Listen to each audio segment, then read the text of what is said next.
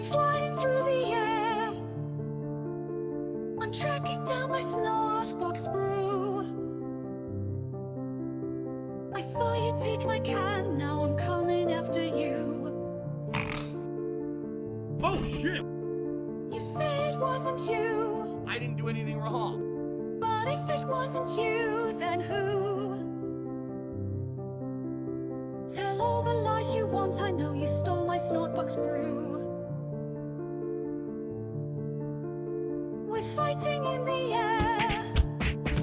Your hand gripped tightly round my SnortBucks can. Let go of what you stole and take your beating like a man. Now I'm falling through the air. I can see the spot I'm going to land.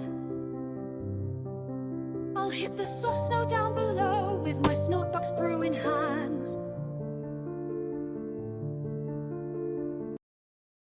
All right, ladies and gentlemen, welcome to 12 Days Till Goutmas, and whatnot, part of the larger scope of 25 Days of Goutmas. I am currently your host, and today we are joined by a very good friend of mine, and whatnot, and a fellow pillar, well, a fellow detractor and a pillar of our community here, amongst other things, Agent Proper of the DIA. How you doing, man? I'm doing great, man. How are you? Happy holidays. Happy holidays, man. Happy Goutsmas, my friend. Yeah, I was gonna say happy pre-Goutmas. Oh man, I'm doing all right, man. I'm doing all right. How about yourself? Excuse me. Oh, I'm surviving, getting ready for the holidays. You know, gotta pick out a good prime rib for Christmas. That's my jam. Yeah, that's what I'm planning on doing this year too. So what's up? I'll probably get a couple of baby backs there too because we're cooking for guests. So it'll be fun. Oh, nice. It'll be fun. All right, so let's see here. So to start our situation off, let's throw some curveballs, if you will. Have you heard of that? That I like to follow the comedy community to some degree, variously. Like watching the Austin scene kind of burn itself down on whatever woke nonsense they try to pull over there is kind of hilarious to me. But let's talk about comedy as a overall. Have you been keeping up what happened over there in the Middle East? They had a huge festival over there. And all these different comedians were invited and paid crazy amounts of money to go out there. You heard anything about that? It was called the Rajat Festival. And almost every comic there got a bunch of backlash. I think some of them tried to like give money to charity and stuff like that and like donate all the money. And it's just like, okay, but you still did it. You still went through with it. So whatever your reason was your reason. I mean, get that bag, I guess. Well, and that's the concept. I'll give a little bit. I'll flesh this out a little bit more for the audience at hand. So apparently, Saudi Arabian government has been on the war path, so to speak, collecting up, trying to establish different sports for their economy because their economy is completely oil based. So they're bringing esports. They're bringing in. They got like a sports league. They have a bunch of different sports leagues, tennis, all kinds of shit going on. Wrestling's over there, WWE. You're gonna see that next year. Yeah. And golf is really big over there. People are making generational wealth over there and shit. Like Tiger Woods got offered $1 billion to go. He said no. They doubled it. He was like, "Don't call me back."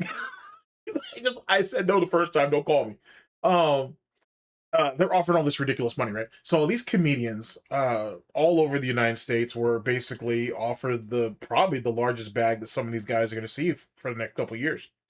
And they took it. You know what I'm saying? When you see when you see those contracts coming at you and saying, "Hey, you can't say anything about the Saudi government. You can't say anything about this. You can't say anything about that." But you see how many zeros are following the initial number on that check. What else are you going to say? From what I've read, the comedians who were making the least amount were still making at least 130,000 for what, a day's work. Some of those guys had 2 days worth of work. You can't fucking beat that shit. You know what I'm saying? You can't beat that shit. That's like a year's worth of money. Basically. Easy. For some of them, it's more than that. Especially the guys who left out of LA and went to Texas. That's probably 2 or 3 years if you think about it, depending on what they make. But anyway, so when this was initially announced, there was all this spark and controversy about how you're going to take all that blood money the regime, executes people. I mean, shit, 200 plus people this year alone. Women are still being oppressed, so on and so forth.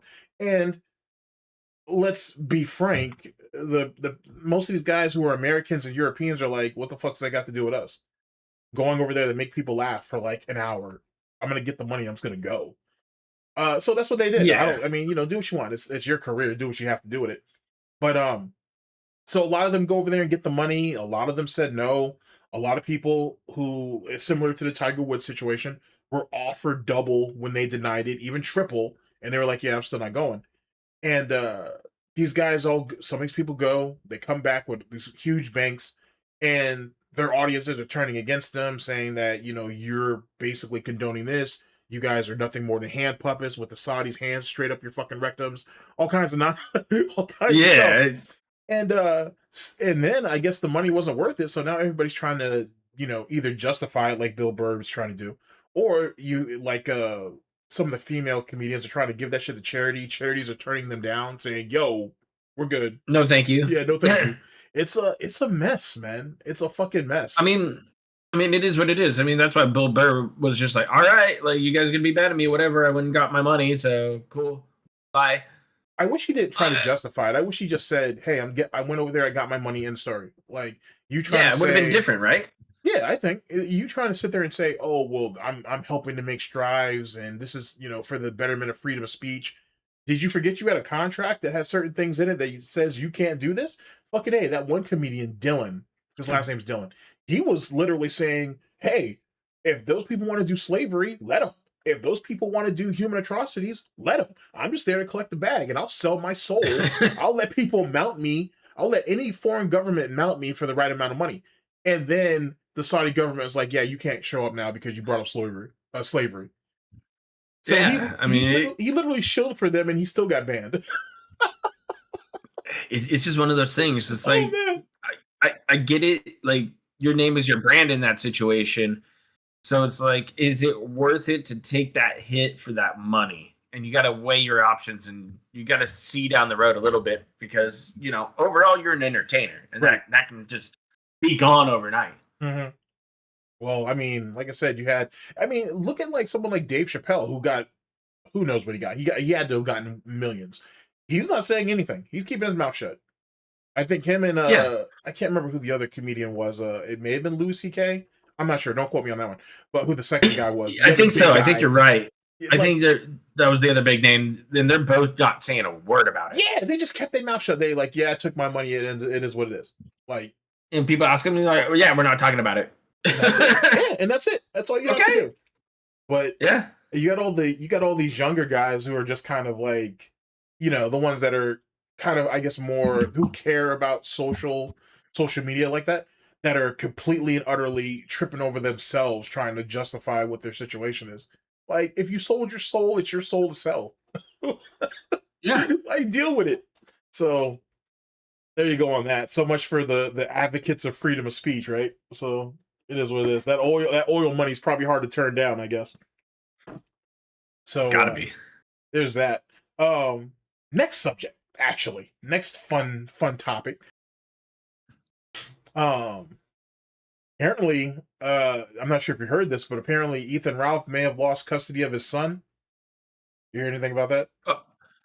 No, I haven't. Okay, but I'm not shocked about that. No, so either. But like, I guess he lost. Is this because he showed up and did a visitation without letting people know and going through the proper channels? He just did it. It might be. Supposedly, Ethan has been mad at fucking Nick Rekieta over that Mersh situation with that other girl that Ethan was kind of messing with. Not the prostitute chick, the other chick that's in the United States. Yeah. Which, interestingly enough, apparently she wasn't even in the Ethan. She used his whiskey dick to get to fucking Mersh. She wanted Mersh the entire time. Ethan Ralph was just a means to an end. That shit's crazy. Damn. That shit's crazy. For Mersh? Holy shit. I'm surprised that loser's still alive. Anyway. Right? So Ethan's down bad on that. But interestingly enough, a lot of people think that Ethan's kind of going to be on the uptick for 2026. Like it looks like he may be going through his own mini, very mini, Memphis mini renaissance where he may actually be able to pick some shit up. He'll never be as big as he was, but he may. No, I don't think so. Not as big as the Killstream Classic was. Yeah, not at all. You But know, with all the blood sports and yelling at people. Oh, but he may be. But still, I think you're right. Yeah, he might be able to pick it up and may be able to do some shit. So that might be interesting to see how that goes. I wonder how Josh from the farm is going to handle that. Not well. Let's be honest, not well. Oh shit! So that's funny. The thing is about Ethan Ralph is like you can never really count him out.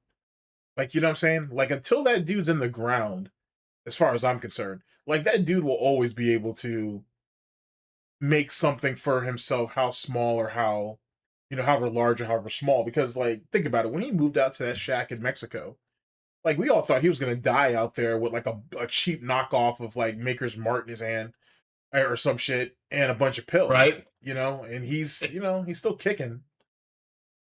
He's still kicking. Somehow the cartel isn't them or anything like that, That's because I'm surprised. Well, that's because he doesn't owe prostitution money to the wrong cartel yet. So yeah, he's probably okay for a while. But so I think Ralph has to play a clean game if he wants to do a comeback. I think so too. I'm not saying don't drink or do whatever you want to do, but you just got to be a little more intelligent about it. Well, I think and he has to be a little more forward thinking than normal. Agreed. Well, with that being said, man, he may need to give up the drinking and the pills, and if that's the case, and that's fair too. I mean, if it leads you back to the promised land where you're not just a laughing stock on the internet anymore, like isn't that what a lot of these locals want? Redemption in some form. In some form, and maybe validation. I think as well, because I don't really know if a lolcow can actually conceive what redemption is. You know what I mean? Like the real premise behind it. I think that's open up for a deeper conversation that a lolcow can't conceive. But that's neither here nor there. Yeah, we might have to save that for another day. Agreed. With that being said, no pun intended, I'll move on to topic number 3 as I got all this stuff flowing. What are your opinion, or what's your opinion, I should say, of the DSP detractor community in 2025? Like, what's your overall thought on the community thus far? Like the community or the culture? Because I think those are two different things. The community first and then the culture. Okay, so the community is kind of scattered for the most part. When I was doing restreams, it was like certain people felt like they had certain time slots and things like that. But I suggest at this point in time, if you're restreaming them, just stream whatever game catches your interest, because right now feels super fucking boring. Right. And it usually causes detractors to eat other detractors at times like this when there's nothing to laugh at. But again, the detractor community did take several blows in the past few years to get to a spot where we're at. Where you got a couple clicks here or there. You got TBS that's moving along strong. Right. Even past the hurdles that they had to get over. And, you got Duty floating around. And if you've ever heard me talk about Duty, you know my opinion on him very, very well by now. Very, very clear. And, yeah, I'm being very clear about that. But he's consistent. That's the thing. His consistency is key in this weird vortex that we hang out in. It's one of his few saving graces. Yeah, I mean, sure, he gets the lore wrong and he's a fucking retard, but I can't take that away from him that he has 6 uploads in a day or whatever. Right. So, it's just how it goes. But otherwise, the detractor community, it ebbs and flows. You get people coming in, people going out. I've seen more grifting lately, but, that's because we don't gatekeep people. Right. At least openly. Like, we quiet gatekeep people where, like, you walk out the wrong path and we all shut the door on you collectively and don't hear you knock again. Yeah, basically. Yeah. And then we don't talk about you anymore. That too. And there's a couple people out there who want to be back in with detractors. And no detractor wants to talk to them. And there's reasons behind it. Right. And I think it's pretty clear. Yeah. Okay. Okay. Um. So you would say that we just had a rocky year altogether, right? Like 2025 was a tough year as it pertains to the economy. How people troll remorse is like at an all-time high in multiple communities, to be honest. And then the combination of But I don't DSP think it's high here in DSP land. I don't think any detractor worth their salt would feel sorry about laughing at this 43-year-old retard. Oh no, not at all. No, I would hope not. So- But you know, people are people. But I would hope Right. not. I would hope not. Like fucking A. And then the fact that DSP has, you feel like his sandbagging this year has been like an all-time high or an all-time low. Either way, it's at his deficit. Yeah, it definitely hurts him because, well, he's his own worst detractor. But, you know, right after the Tino breakup and the whole 666 podcast, that atrocity, and that whole saga, we got Phil to just kind of fall into a rhythm of get paid to play certain games by whales, hope you can find a game that brings you some extra money, and get $1,500 to eat fast food a week. And we did that for months. Yes, we did. And then we finally got to a place where we got Asmon Gold Bump. Oh boy. It's over. It's done. We're done. I mean, with the Asmon Gold Bump, right? Without, because I do want to circle back around, but with the Asmon Gold Bump, between, if you had to say the Asmon Gold Bump recently and then the $1,500 grift, he kind of broke even, right? Because, like, is it fair to say that the Roach stimulus package or the Asmon Gold stimulus package is gone? So didn't he theoretically break even? Because what did he make so far? $8,000, maybe 10 grand. And yeah, but he spent majority of that on his like new setup. That's not going to improve any part of his stream or aspect of his stream. Yeah. And then, you know, he keeps buying stuff, dude. Like he bought a new mic arm and monitor arms and a new mic, and he keeps buying stuff. It's because he needs to feel better about himself. Well, yeah, because I think that the previous mic arm that was paid with Kino Casino money. So now, so we can't have that on screen anymore. Yeah, so right? we can't have that on screen anymore. Yeah, he needs to show separation, despite the fact that he still hasn't made that $3,000 on a single stream. But also, and I'd like people who hear this later really take this in. It really comes down to the fact that does the suit make the man, or does the man make the suit? That's where DSP's at. And yeah, I think that he wants to show people that he has the trappings of success. So in turn, he's successful and professional. And yet, when you look at the content, which is where it really matters, by the way, it doesn't mean anything because the content's trash, it's slop, it's uninspiring, and you're not going to fool anybody. You know what I'm saying? If that's the case, just do 24/7 fucking cry me a river streams and be done with it. Quit the games. I mean, he does want that. He's been wanting to quit games for years. Mm-hmm.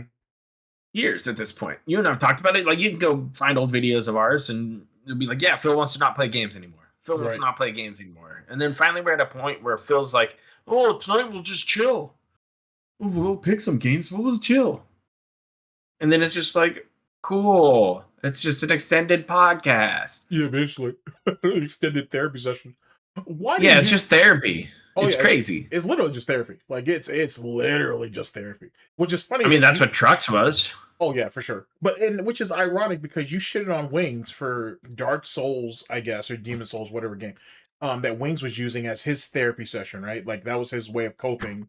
His game. Yeah, he did shit on that. Yeah, and then he did. And yet DSP does the same shit. You know what I'm saying? Because Mario Kart's too challenging. And he said that game was like not fair. Right. That's insane, bro. People could just like stock items in the back and then like hit you with them at the end and win games, and it was like cheating. Okay, I guess like it's like you never played a party game before. Yeah. Oh shit. To circle the wagon, actually, let's go back to it. So we talked a little bit about the community part of it. Give me your insight. Or your perspective on the culture of detracting, or that's actually opens up a better question because give me your interpretation of the culture of DSP detracting, right? And that's interesting. Yeah, and then I may circle around to the culture of detracting as a whole. Yeah, because there's other subsects, right? Right. There's different paths of detracting on phone. You got your Twitter guys, you had your Reddit homies, you have people in Discords. You have the farms on the side, but I Mhm. don't think that's the happening place that it once was, Unfortunately. for obvious reasons. But that's okay. That's okay. But normally you get a lot of information from Discords or Twitter lately, Right. and you can see that it's a culture of people who just want to point and laugh mostly at Phil. Hmm. And they are here for whatever reason. It's an individual purpose, really, is what you're getting out of it. Like for me, I like laughing at them because it's a fun hobby. It's like watching some weird reality TV show starring some one autistic guy who just can't figure out that people are laughing at him for various reasons, and then he gets upset and bans 800 people in a day, and you're laughing. Right. I don't know. It's just like you have to find your reason for being here, and if you're making content on this guy and treating him like content, you might as well enjoy it. So Yeah. if you're not enjoying it, it's time to hang it up and move on, or just fade to the background and laugh at him. I don't know. It's interesting because like the culture is one that enjoys fill in their own terms, Mhm. but collectively we all just want to make memes and funny shit and enjoy our time. So it's really not that deep of a place. No, because I don't think it's that complex. Like, you know what I'm saying? No, Like, it isn't. like we don't like going back to the culture of detracting in general, right? So let's move a little bit past DSP and get to the wider scope. Like when you start floating around some of these other communities, um, whereas we have unspoken rules, I guess, but I think there's an understanding, like, you know what I'm saying, you get with the right people, Yeah. or the right people come around and be like, hey, let me clue you into some stuff real fast. You're good for that, you know what I'm saying, and whatnot. I can Yeah, name plenty of people who've done that with you. I won't name names, but they know they are. yeah. It's definitely happened where people come to me and be like, "Oh, hey, this is going on." I'm like, "Oh, here, I'll give you some guidance." It's like, Right. okay. I've Where, even talked to certain dents too, and it's like, "Hey, man, I don't even know if you want this heat." It's like, is it worth it to you to be talking to detractors? Oh, that seems like I try to be fair here. Like my role here in whatever part of the culture or community that you want to paint me into. Like you said, I'm a pillar of the community. I just see myself as some dude who just wants to laugh and just have a good time with everybody. It's not that hard. So well, let me ask you a question. Actually, now that I think about it, because since you brought it up, yeah. what is your, not a policy, because it's not like, it's not like we have anything written in the detractor No. Congress for this shit. But what is your thoughts on detractors congregating with lolcows and dents in particular? What's your thoughts on that? Yeah, Is it just I'm telling siphoning you, them for information to humiliate them, or what? it's just not worth it sometimes, man. Like I dealt with Anonymous when he was around, and people were like, "Hey, man, do you really know Anonymous?" I was like, "I know more about Anonymous than you think, and I don't think you should be having him on your streams." Facts. And, Facts. some people took it, other people didn't, Right. and that's how it played out. And eventually, he got exposed for what he was, and I'm not surprised because look at the rest of Phil's fan base. Yeah. They're all over the place, and then we dealt with other things like I heard people trying to talk to Jade's mom Mhm. and trying to be like, hey, you should like really roll him away from the screen with Phil, maybe push him in a different direction. Here's some like suggestions. Like that kind of stuff sometimes doesn't even get out into the public.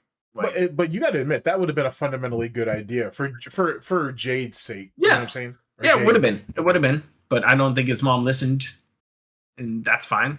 I mean, as long as Jade's having a good time, shouldn't he be having a good time here?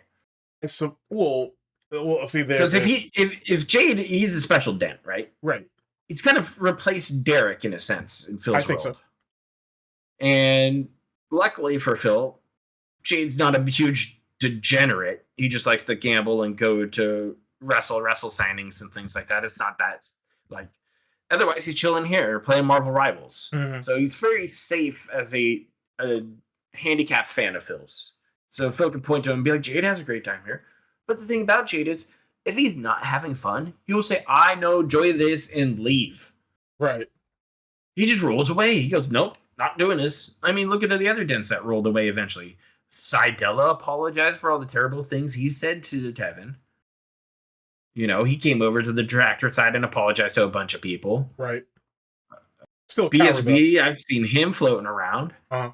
before, and he's still a retard. But hey, you know, he even showed up and apologized at certain points. Right. And it goes on. The list goes on. You know, Rob on Wheels comes to mind. There's a bunch of them. Yeah, there's a few of them. Yeah. What do you feel about detractors actually getting in bed with other lolcows, though? I don't think it's a good idea. I really don't. Take, for example, like Duty. When Duty was first coming up, it was in a gap of detractors because of Superhound. Right. If I remember correctly. Yeah, you're usually right. somehow I do. So he was coming up, and then he was paying money or upping his image through Rich of Review Tech USA. Yep. Good old Dickers, if you will. Mm-hmm. So Dickers kind of platformed Duty and pushed him up, and helped him build an audience while Duty was either modding for him or holding his hand or trying to give him some clout in a detractor landscape that already knew that Rich is a fucking retard, not going to happen. Right. So, you know, eventually Duty apparently has worn out his welcome now. At this point, I heard like a week or two ago, Rich made some big promo about how much money Duty has, or if he's a liar, and all this other stuff. Yes, he did. And it's like, well, the thing is Rich is on a very downward trend, and as he goes down, he's going to start clawing at people that are close to him, people he's used before, people who he thinks he can get away with it. So, if I was Duty, I'd be hoping I didn't say anything in my DMs with Rich. I'm just saying. I said that. Yeah. Rich is that kind of cat. Yes, that he is. will put Yes. it out on the internet for everybody else to see if he thinks he can pull you down a peg or two. Mm-hmm. So, you know, we say beat your lolcow and beat them off, and don't get in bed with them. No reason to fuck them. They ain't gonna ever bring you any joy or money. Look at Keem. Right. Look at Keem. How well is lolcow live going? When we first started that shit show, big ups to Lebrowski, by the way. Mm-hmm. You know, Keem was hunting Phil. Gave him the $50K offer. Phil turned it down. So he started pushing it in a different direction. He eventually had the farmers on. What happened to those guys? It was like, what, Turkey Tom and... Nicholas Diorio. Who else was there? Yeah, Nicholas Diorio and Mudhar, right? And Mudar, yeah. Yeah, and they were on for like a show. And that was it. Basically. I don't know if it was because everybody went, hey, I don't think this is working out for us and what we want to do, and dipped out. I don't know if they saw the writing on the wall when the Volcows were sitting across from them. Mm-hmm. I don't know. But either way, we're now at a place where they're pretty much picking hosts from their own Discord and hoping it works. Yeah, we're probably going to double back to Wings. We're probably going to double back to Becky, as I've heard it. Yeah, she's. So. I mean, as soon as they can figure out where she's at, but yeah, yeah, she's a little lost in the weeds right now, huh? Yeah, like they need to. Someone probably needs to go over there and do a fucking welfare check on that chick. To be honest with you, but you know, there's talks in her Discord, not Discord, in her on her Reddit that she may be coming back in 2026. Keem has publicly said he would take her back if she would be willing to pay Savage and Roxy, but there's no way that Becky would be able to do that because Keem and fucking Pedo behind the camera sat there and fucked her out of all that money. So literally Keem would have to, you know, front the money to pay them back, but that means Becky's in his pocket, which is what Keem wanted in the first place. He wanted Becky so it's just a roundabout way to get her in the pocket, right? Yeah, basically it's basically just one big ass horseshoe theory for the most part. He just went in a roundabout way to get her, to have her locked in, because she was the only, I guess you could say she was the only pony that really wasn't scared to buck. You know what I'm saying? She wasn't willing to have her back wait to get her back broken in and whatnot, she was willing to fight back. So we'll see how that works out. But yeah, Lebrowski did good. He did good work, didn't he? Yeah, he did. He did hella good work. He's been hot. He did hella good work. Like, he scares. It's clear that if Keem's not scared of him, he reveres him, and for good reason. Because the thing is he was always going to use Lebrowski as like, or Lebrowski. He was going to use him as a pawn. I think that's how he always looked at him until he realized, oh shit, he's not the pawn that I thought he'd be. And yeah, he moved like a bishop, and he was like, uh-oh. Yeah. And then he's like, oh man. He's like, wait, I wasn't ready for that move. But then it wasn't just that. It was also the fact that there were people in the LCU who were like legitimately fans of Lebrowski. Yeah. Like, they're legitimate fans of him and shit. And then when Keem found out about that, he's like, whoa. He's trying to tear us down. And they're like, no, he's being funny. Keem like must have memory hold the fact that he used to pass Lebrowski's videos around in the discourse and shit. So I was gonna say, didn't he help build them up? Yeah, behind the scenes, yeah, he did. Yeah, he did. Like, hey, look at these videos, because like that's the thing is like he knows that you need like a detractor kind of view. Right. Point. You want that because that's what he wanted from Phil. He wanted Phil to be there and like all the detractors like Duty make videos for him and chop them up and like clip them and stuff. Right. That's why Duty did the tryout probably, and then we had that whole snafu, which was still weird. Which I still think to this day that like Duty knew he was gonna get clopped for a bit just to cover Keem's ass. Yeah, basically. Which is whatever, man. Whatever. If you want to bend over for him on the fence, go for it, man. Like I said, like, let your channel take a hit. He probably came back bigger than ever. Yeah, I mean, he bounced. I got back. hit and then came back. Yeah, he did bounce back. It was just like, you know what I'm saying? Like, what was clearly someone didn't understand what the parameters were of what the whole concept of clipping or whatever was going to be. And then it's actually kind of fucked up if you think about it, because think about what Duty allegedly did to Keem, right? But then look at what like Ozzy Cobbs does. Look at like what Lolcow Alert does. Look at what Hollywood Huggy does, theoretically. Like, yeah, do they have full 30-minute segments? No, they're a little bit better with their condensing of shit or whatever. But you know what I'm saying? Similar checks and balances. Keem never went after any of them. So, and you see what I'm saying? So it plays into his hand. Yeah. So it makes me think, like, what exactly did Keem actually hit Duty for and whatever. But it well, allegedly in that call, it was bullying. Because Keem said that Lolcow got tagged by YouTube while watching the video. And YouTube said that you're bullying Phil or whatever. And he's like, wait, I'm not flagged for bullying. This is Duty's video. Please inspect Duty and his channel. Yeah. That's when Duty got demonetized. Yeah, but no. Remember, it wasn't over the DSP thing. It was over Duty and Keem had the debate or whatever, right? And then Keem went over that on his channel. Like, he went over the recording of him and Duty on his channel, and he got hit. And he's like, yeah, exactly. Yeah, they were watching a Duty's clip of it because they wanted to show the context of why they were mad at Duty. Yeah. And then they got flagged by YouTube. And then, so Keem went, hey, Duty, I'm going to throw you under the bus. You're probably going to get a month off of money, but hey, whatever. Like, Duty's probably like, okay, I can frame this some way to benefit me.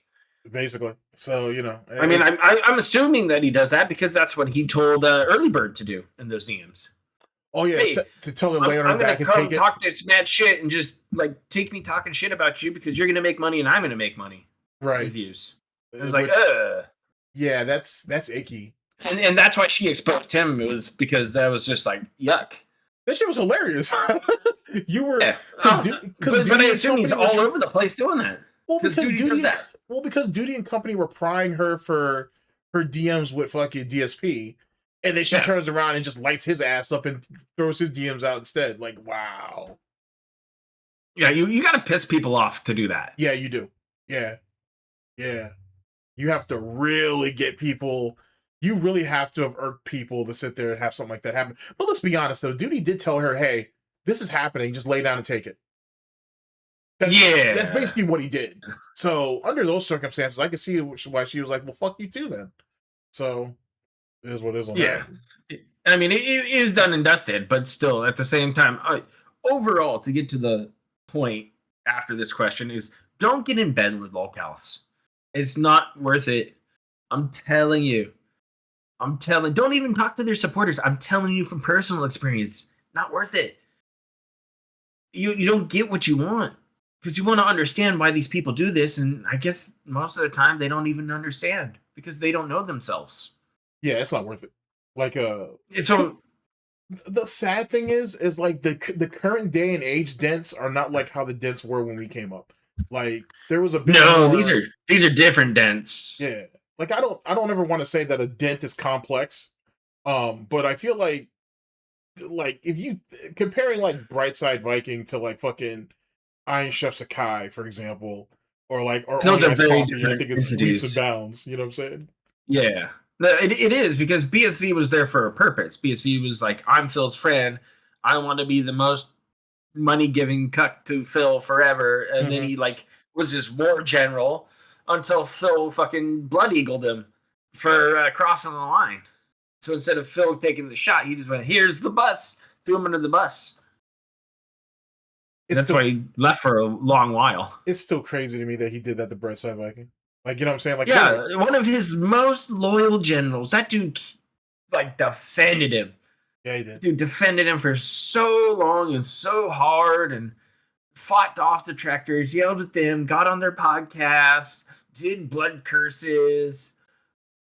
It was wild. And now you got people like OIC, Only Iced Coffee, who just want to have friends, maybe meet some people, Get called the slur 800 times for an hour because you waste my time. I mean, that's just where we're at with these people. They want attention. They want attention for being in this community because it's the only place they can get attention. Like, OIC's problem was he couldn't be a big enough whale in E-Thought realm that he came to the only E-Thought that he could make a presence known. And that was DSP. Because it didn't matter how much money he threw away. It didn't matter if he had a bank account for Phil's computer. It doesn't matter if he still bankrolls Phil. It's still Phil. Phil will always waste your money, always waste your time, and always hurt himself. True. Yeah. Like Iron Chef Sakai, I don't know what he's after. Clout? I got no idea. I don't. Well, like you said, it goes back to. And they all change their identities and sock it up. They're like, come on, BSV. At least he owned that shit. He said, "Yeah, I'm Phil's biggest cuck. What you gonna do about it?" He was like, "I laugh at you." And he's like, "All right, whatever." Well, like we said, like the modern day dent doesn't have any real direction. You know what I'm saying? And maybe and maybe that's the reason why some dent tractors end up doing what they do, because you know what I'm saying, you're kind of following the trends. Like steel. Well, I even though I hate to give like Brightside Viking of all people credit, it's kind of like a steel sharpened steel type thing.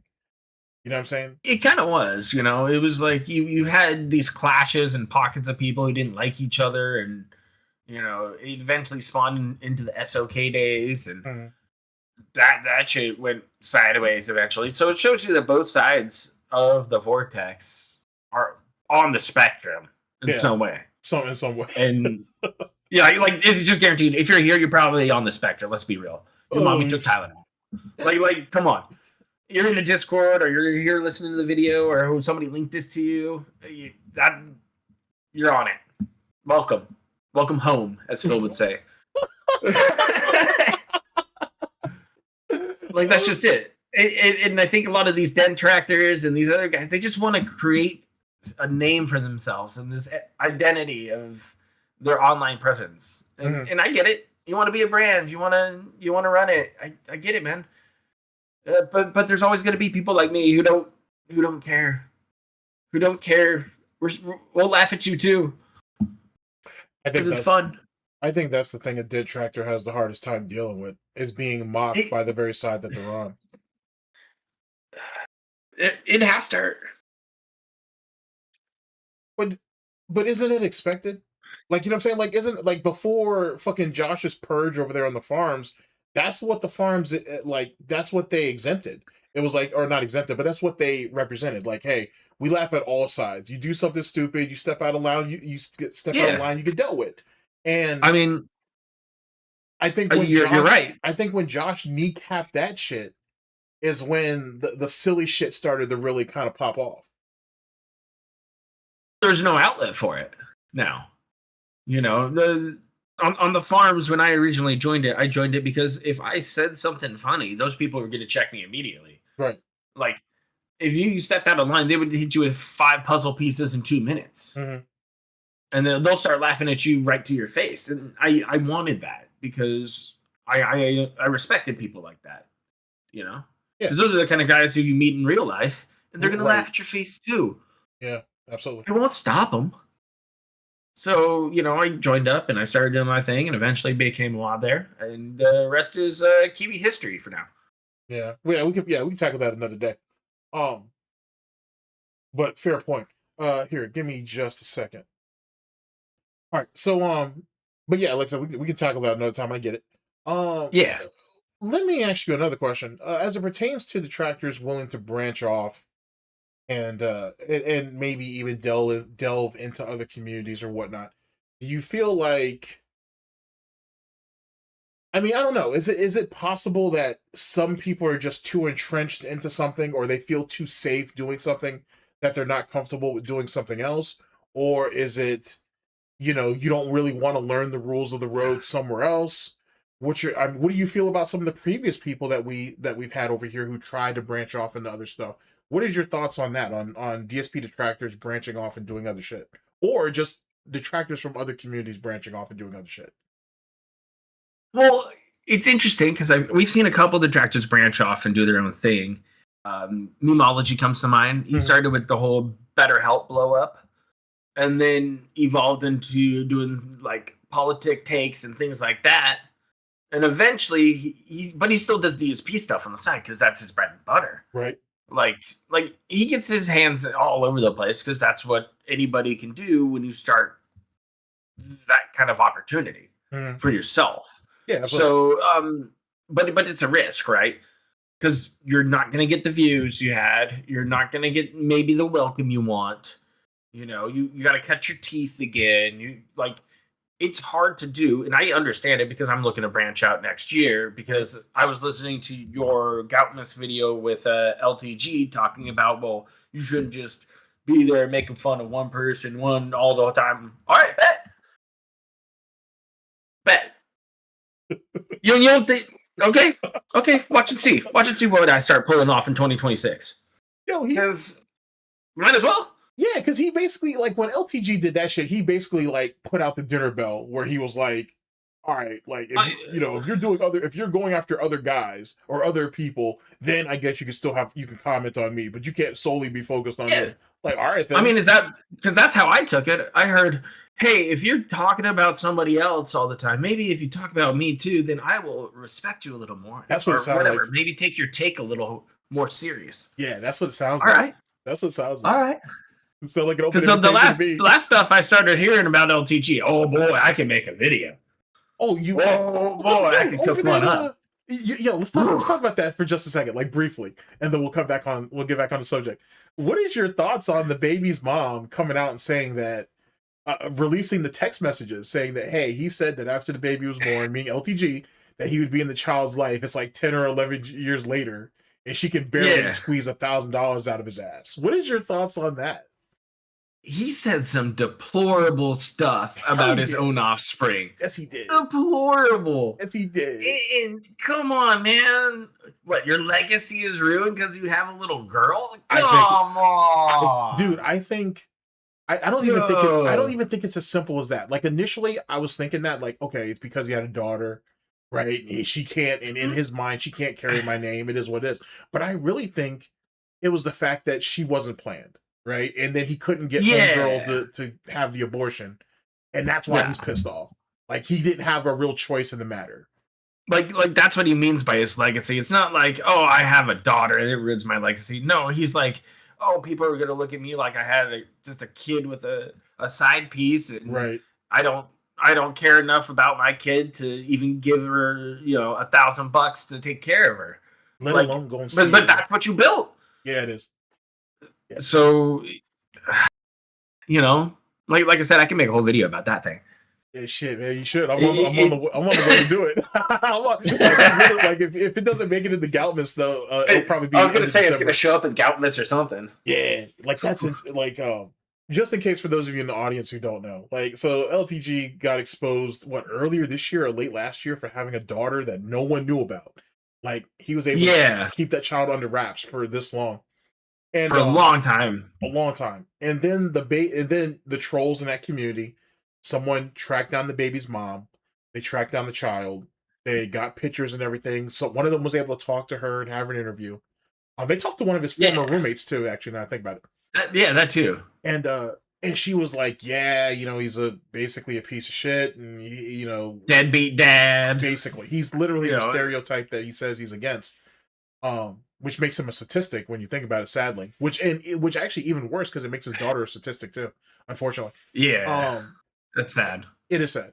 And so he's just a complete utter piece of human trash. And then you're sitting there calling your daughter an anthropoid or anthropod or some bullshit. It's like an insect. Something like that. And it's just like an insect, right? Yeah, it's like, come on, man. Like that's your own flesh and blood. Like I just don't get it. You can tell, dude, that he that one rant he had, you could tell he admitted that the kid was his. But you can see that he's so frustrated that his shit's held over his head and he can't do nothing about it. It's like, god damn, bro.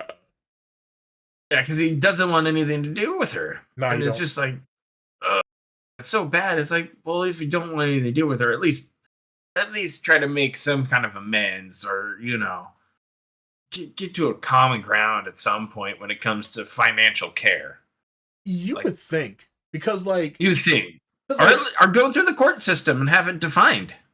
See, here's the thing. LTG, at least from what I know, what I know about his lore or whatever, he didn't have the greatest relationship with his father either. You know what I'm saying? I don't know if he picked up and left on them too, or whatever the fuck. But something like that happened. But you sat there and passed it on. What the lore is. Yeah, you sit there and pass this on to this chick, and to your daughter, I should say, and you're gonna damage her in the exact same way because you didn't have it better. So when that chick's on the fucking stripper pole at 1920, then what, bro? You know what I'm saying? If that chick comes up missing and whatnot, and the mother calls you and shit, then what? You see what I'm saying? At the end of the day, that's still you. You know what I'm saying? I think that comes from an aspect of fear of becoming that person your father was, and then you just do it anyways because you're just so scared to try, and maybe you'll fail, but at least you gotta just try, man. You just gotta try. People will appreciate you trying. Like most people, I came from a split home, right? Right. I was happy when my dad tried to be at things. Mm-hmm. That's it. He didn't have to stay the whole time, but he tried to be there. So, put in an effort. Go to a sports game, or pick her up on weekends to do something you like. But no, he wants nothing. Nothing. He wants nothing because it ruins his own little image that he wants to project. See, that's the thing. I'm starting to think that projection is only a small part of what the big issue is. I think two parts. I think it's twofold. One, he's scared that if he tries, that she might reject him. She might see him for the fraud that he really is. This is just me here. This is my own, not exactly a Theo theory. I also think the second part is he's afraid to fail. He's afraid that if he does try and she still happens. If it still happens bad, then it's well, fuck. I'm literally not good enough. Everything that the trolls have said about me is true. I think those are the two main things. Yeah, but if he puts in the effort, then he can't be well, I didn't try. But if you don't put in effort, you're gonna just not even be able to take that shot. So it's doubling back to talking about making, expanding your content or something like that. If you're scared of failing, what are you doing here? Because he doesn't. Well, the thing is I think when you want to progress your life forward in some manner, even though not all roads were paved in a day. You got to build a path first. So if you're not willing to make that path, why is the other party even going to make the effort? Well, direction. Well, LTG falls into that same categories of Review Tech USA, Wings, and DSP, where he wants his past work to speak for him today. if that makes sense, right? Like he needs his past work should be the justification for what his future wants are, if that makes more sense. And he feels like he's already put the work in, so how can you demand him to do more? You know what I'm saying? Right. I think he falls into that category. And like the thing is that's interesting about being a detractor of doesn't matter what community is you can't be scared to fail. Like, No, you know what I'm saying? Like you just can't. You're going to. I'm telling you, you're going to fail. yeah, absolutely. Like you're gonna You're gonna get something wrong. You're gonna get a lore wrong. You're gonna make a wrong move, like show a Renton Bigfoot picture, right. and you're gonna say something dumb and get your cheeks clapped. You know, somebody's gonna make fun of you, and then you're gonna spawn the term gold dust. Yeah. You know, it happens, and a lot of people, these guys that I just noted, have all pushed forward. Yeah, they You do. go, yeah, I failed. Darn, it happens. You fail. You fuck shit up. It happens. It's okay. As long as you keep pushing forward and learning from your mistakes, you will get a little bit better every time you do it.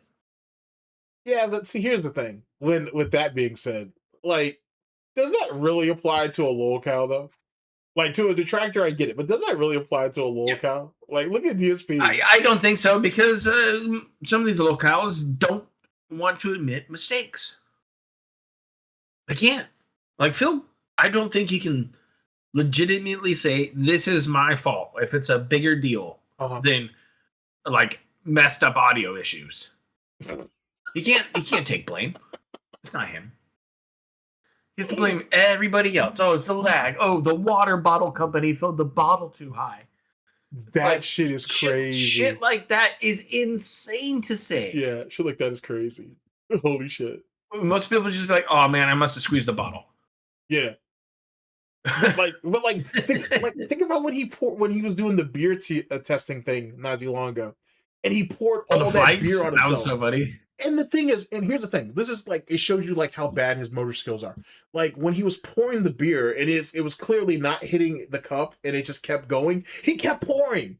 And it was just like what I've been telling you, like for years, like I've been telling people this for years, I should say, that like his motor skills are shot. Like he doesn't have the reaction time anymore. Oh, that was so insane, bro. That was so insane. That was crazy. Like the beer kept pouring out and he was like, "Oh, I'm spilling my beer." And it's just like, you were spilling your beer for a good 2 seconds, man, guy. Yeah, like, but he wouldn't stop. It was like he didn't have the motor skills to make himself stop. Oh my Christ. If you had to say what lolcow had the worst year this year, out of anybody that you follow in particular, who do you think had the worst year so far? Out of anybody I've followed this year who had the worst year ever of all time, it's iDubbbz. Oh, facts. Oh, facts. 100% it's iDubbbz, man. Holy fuck, bro. Oh, man. What a terrible year for that guy. Terrible. A part of me wants to shed a tear for that motherfucker, but I can't. I can't even go back and look at the old content cops anymore. I used to love the Leafy one, bro, but I can't now. Yeah, they were good back in the day, and now you like look at them, and then you look at what's happening now, and you're like, "What is this?" And I get it. Pussy's powerful, man. No. I hate when people use that. Well, I don't hate it, but I don't like when people use that excuse. Everybody's like, "It's Anissa. It's Anissa's fault." Fuck that bitch. That pear-faced bitch. That chick, dude. She's not even that good looking. She got ugly ass tattoos. She was but even before that though, before the tattoos and when she still had titties before all that work and all that bullshit. Yeah, before all that, she was still basic as shit. Like you're not wrong. She was like a Michigan 5. Yeah, she was. Yeah, hell yeah. Like a swimsuit model, like Cat. No. Holy shit. Anissa was always a basic bitch. Like that chick was nothing. She was nothing. She was one of the run-of-the-mill fucking booby streamers that they had at that time, bro. Yeah, and he fell for it, man. And now we're here to where like she kind of calls the shots for a lot of stuff going on. Yo, she's literally telling that dude when to eat, when he should use the bathroom. Like, yeah, it's like Jesus. Like Christ. now he's DSP tier begging too on top of it because they got no money. But see, where'd the money go? What happened? I don't know, man. Like, where'd the money Where's the money? Like, you know what I'm saying? Like, Ian had to have been worth a couple of $1 million a few years ago. There's no way he lost all that shit Easy. on Creator Clash. Yeah. So I No don't way. know, I mean, man. it was a bad investment. Let's It be was. real. Yeah, it was. That was fucking terrible. But It- hey, sometimes you eat shit in business. That's just what happens. That's why you diversify. So, you know, he had a fucking worst year. Like, I can't think of anybody else. I wanted to say Nick Rekieta. He's had a pretty bad year. I- If the body cam footage would have came out, He'd been fucked. he would have been been locale fucked. of the year 100%. Yeah, he'd have been fucked if that I mean, body he's cam in- footage came out. That guy's in rough shape. That guy is in such rough shape, man. Like, you can't tell me, like, no one that could tell, like, if you watch Elisa clips or Alyssa clips, you can't, Yeah. because she still clips his shit. You can't tell me that dude still isn't high. He may not be high on that you know, that nose candy, that, you know, that nose sugar, but he's definitely high on something. You know, Something is up. He's doing something. I'd assume so. A lot of people like that do replacements. right? It's like, oh, well, I can't do this anymore. I'll go find something else.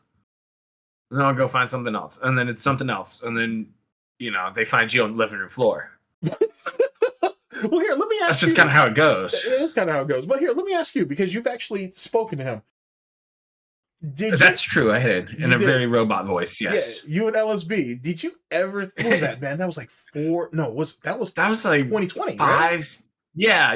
It was a while ago. It was like 5 years ago or something like that. Did you ever foresee that happening? No, not at the time. Not when I was talking to him. I thought he was just some normal dude. I was like, oh, the internet lawyer. All right, wink. And then it was just like, he wants to talk about DSP. Let's keep it real. Yeah. I mean, it's cool. And it was something different, but like, ultimately, I never picked up on any of that stuff from him. And I'm pretty good at that stuff. Like, because, you know, it takes one to know one, Right. when it comes to being a degenerate. So I just didn't go that hard in degeneracy. Like, damn, dude. Bruh, I've been The swinging resorts, your kid's coming up positive for coke. Oh, hell yeah, dog. That was so crazy. Where you keeping your stash, homie? Dude, I feel like they were feeding that kid that shit. They had to It have just been. must have been everywhere. Like, you used the wrong spoon? But see, how did none of the other kids pop though? Like, only that I child don't know, man. popped up for that shit. I don't know, man. I never would have Bring thought. Mommy her nose candy, I guess. Bring daddy the nose candy, honey. Yeah, but then they were living in squalor too, man. Like, those kids were like going to school. Oh, with yeah, same no. By clothes that days after. police report, what they were saying was like, ugh. It was gross, like- bro.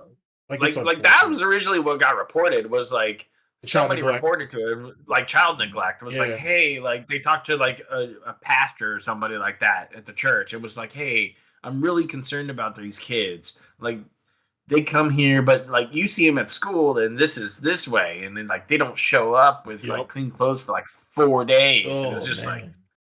like unwashed, and it's like they stink, and Yep. it's like that's why the docs happened. It wasn't anything else. No, but it wasn't. And then they show up and they'll get the full warrant to search every part of your house to figure out what's going on with these kids and why they're not being taken care of. And then you find out that Aaron was like plugging his wife and shit, and he was watching because he Yeah. was plugging homeboy's wife, and Fucking the Steel kids, Toad is a wild side piece to that too. yeah, dude. And then the kids, like, and then Wild what side really piece. what really fucks with me, right, is even their oldest, like, they don't know how to run a washing machine, they don't know how to make a sandwich for themselves. You had to get the other guy to fucking make you guys like chili and spaghettios and shit. Like, oh, Be like, my hey, can you make me God. school lunch after you just blew out my mom's back? Yeah, bro. It was like, damn. You gotta make the kids turkey sandwiches. Yeah. Oh man, and we're laughing about it, but it was really like Yeah. it made me one of the biggest fall from It's a graces. tragedy. It was real bad. Yeah, it and, was. you know, Nick deserves every piece of downfall he's had. For sure. You know, he's caused this to himself. Let's be real. It's been going on for a while. It just took a while to be exposed and It did. boiled to a wild point. A wild point. And Well, with he that, and he made something out of like LawTube. I remember the Kyle Rittenhouse case, and he was big money back then, pulling in all the panels. I was watching like yeah, C-SPAN or whatever, and had like 50,000 viewers and shit. I think he had, 100,000 viewers watching I think he had more than that at during the times. Johnny Depp trial, though. Oh yeah, I think so too. But Yeah. still, that's kind of what he made, and he made a platform for other people to gain money off of, and he was a figurehead in that. But I guess everybody pays a price. Well, You don't get out of this shit clean. well, what do you think that actually caused Nick Rekieta's downfall, in your personal opinion? Cocaine. Okay. Let me refine the question. Okay, let me stomp on this. Let me cut this real fast and just stomp on it. Let me redo this. What event? I should say. Let's say that. What event that do you think Nick went through over the last couple years that actually caused it to happen? Was it the Was it the big contract with Rumble? Was it the whole swinging situation? Was it the fallout with LawTube and he kind of branched off and did his own shit? What are your thoughts? I really kind of want to peg it on when he first started getting exposed for the swinging situation, because that was kind of the first time where he got pointed at and laughed at for something that he was like probably pretty into. Right. Let's be real. And he was just exposed for that whole situation and going to a resort and doing fucking insane shit. And it's like, I mean, if you and your wife are into that stuff, whatever, man, it's 2025, soon to be 2026, but you put out pictures and stuff and you want to be a person on the internet, you have no right to privacy anymore. I'm sorry. Okay. They're going to take it and run with everything you give them. Agreed. It's just, that's what happens here.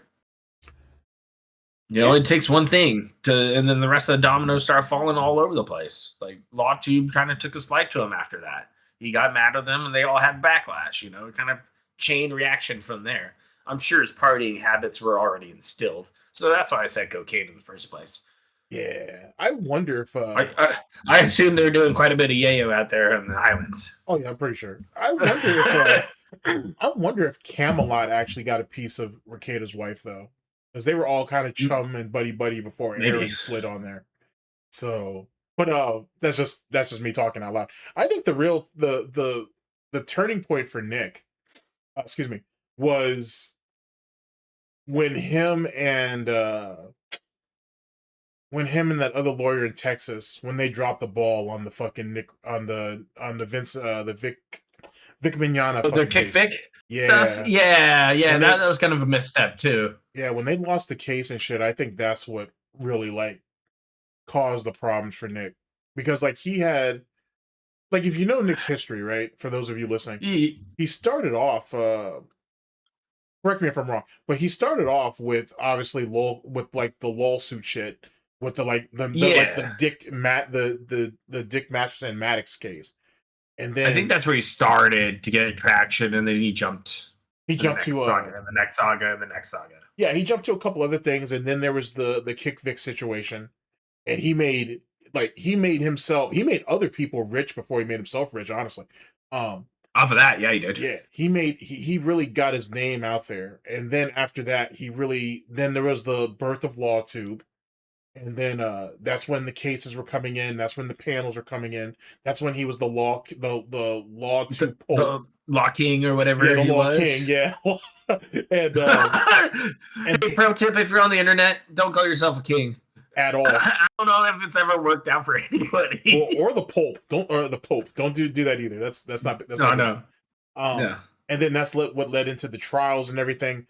And I think that's what led to the Rumble deal. Like, you know what I'm saying? Allegedly it was seven figures. Some people says it was in the high six figures.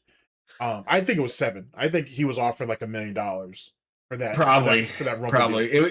It was one of the bigger contracts out there at the time, I think. And I think once he had locked that in, he didn't have to worry about finances anymore. He had crazy money. That's when the crazy shit happened, right? Yeah. That's when I think the hedonist thing came out. That's the resort, the swinging resort thing.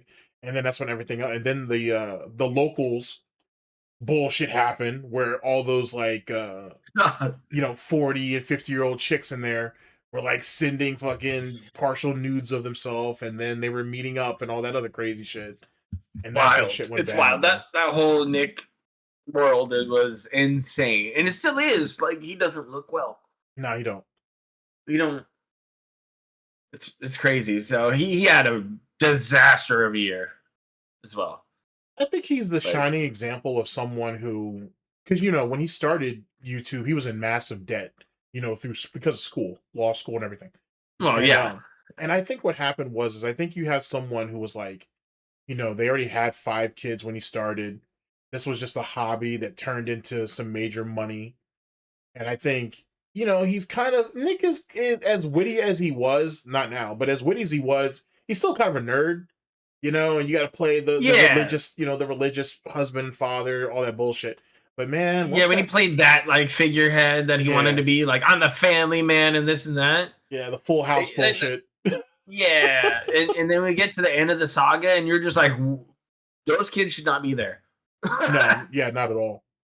Yeah, it's wild. Like, there's very few people who've been on that high of a high to get clobbered down to that low. And the thing is, right, is like, in closing, I should say, because I don't want to drag this on too much longer. I'll talk your ear off all day about Nick Cage. All right. He was so close to being mainstream. Like, you know what I'm saying? Like, he very was close. So close, bro. I'm surprised no big people picked him up during the Rittenhouse stuff. Like, I know he was flirting with like certain interviews and stuff like that, but like, I'm surprised nobody offered him a contract at that time. So allegedly, right, there was somebody at one of the major news outlets that were like, hey, we got this guy from small town Minnesota. He's a lawyer. He seems competent. He's a family man. Maybe we can tackle all the weird internet stuff. Yeah, he has some experience with that. Maybe we could bring him in as like a remote correspondent or whatever. Allegedly, that's what it was allegedly building to, until shit went south. No pun intended about the Baldo. It just shit went south. So crazy shit, man. Yeah, there's quite a bit of lore there. So yeah, have fun digging through that, guys. Enjoy. It's a lot. What do you want to tackle next, man? Because I've kind of picked the most of our subjects early on. I got others, but any person in particular you want to bring up? Or you want to keep going? Let's see here. I think we covered pretty much any locale that caught my interest this year at this point. I mean, I know Rich is down bad, and he's done and dusted.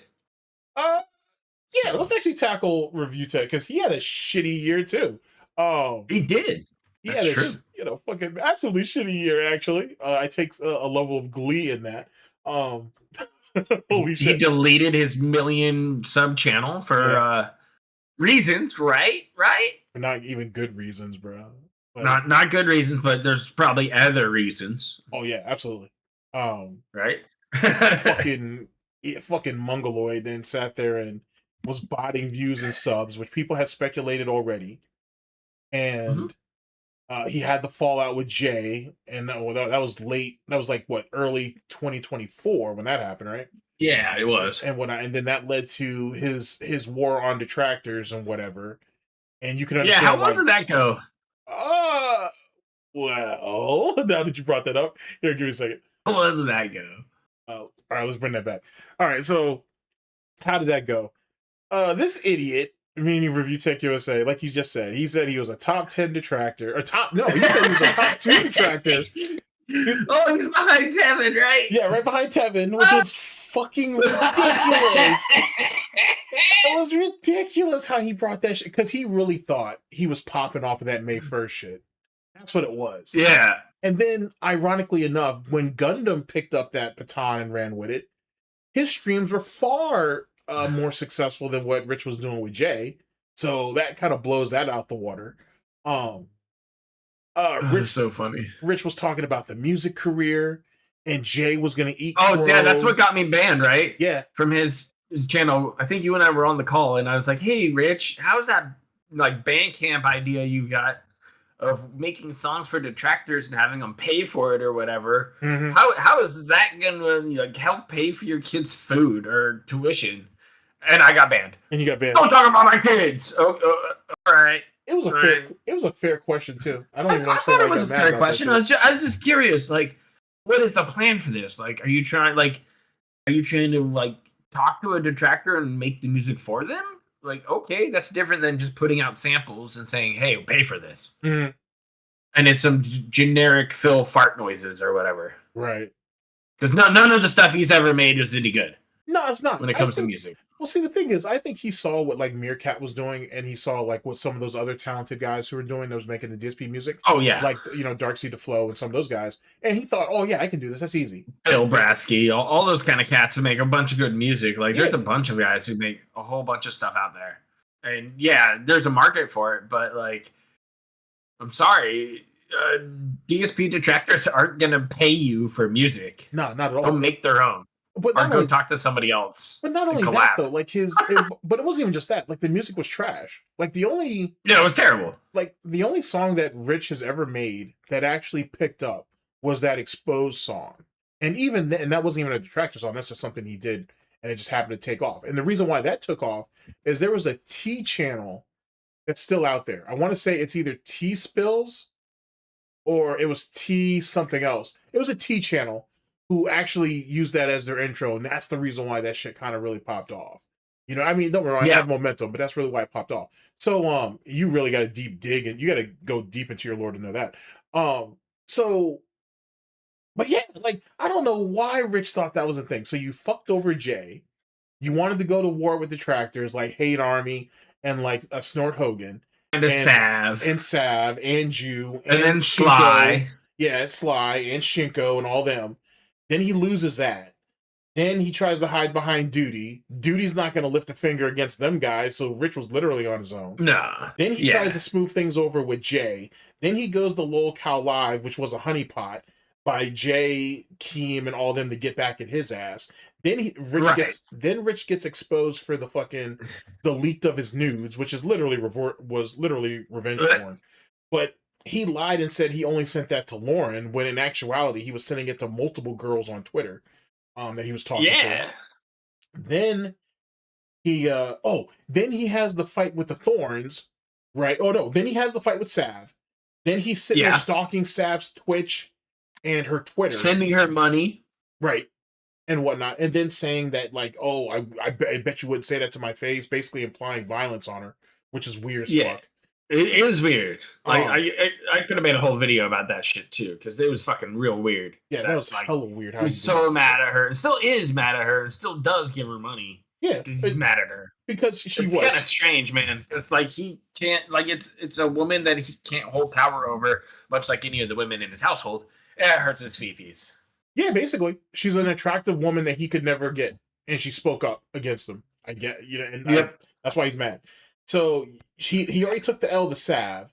Then he ended up getting into that shit with Sly. Sly ain't dragged his ass for months. I mean, Sly is good at that. That's what he wants, is to make content. So right, but I don't even if know you if like it or not. That's up to you. But yeah, I don't know if it even really helped Sly in the end, though. I felt like Sly was kind of just wasting his time towards the end of it, but because he wasn't going to. Again, that's doubling back to being in bed with Lolcal. Again, it's a waste of time, and it's not going to benefit you. Well, but like, there was no way that Rich was going to beat Sly.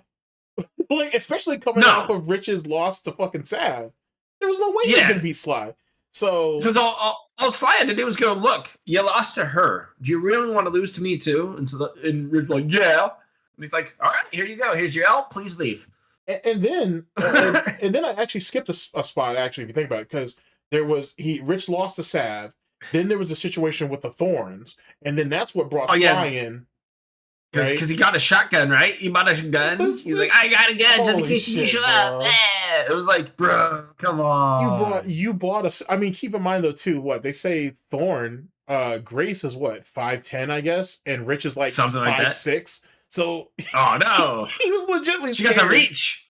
Yo, imagine you buying a shotgun for some chick who's allegedly fucking your father. Who's gonna show it with like your dad who she fucks allegedly. Yeah. Okay. You gonna show up at my house? All right. and you invited her over. Yeah, that's the worst. It's like I'm inviting a vampire to your house, dude. It's clear that they might show up. Dude, it was clear that he wanted to fuck her.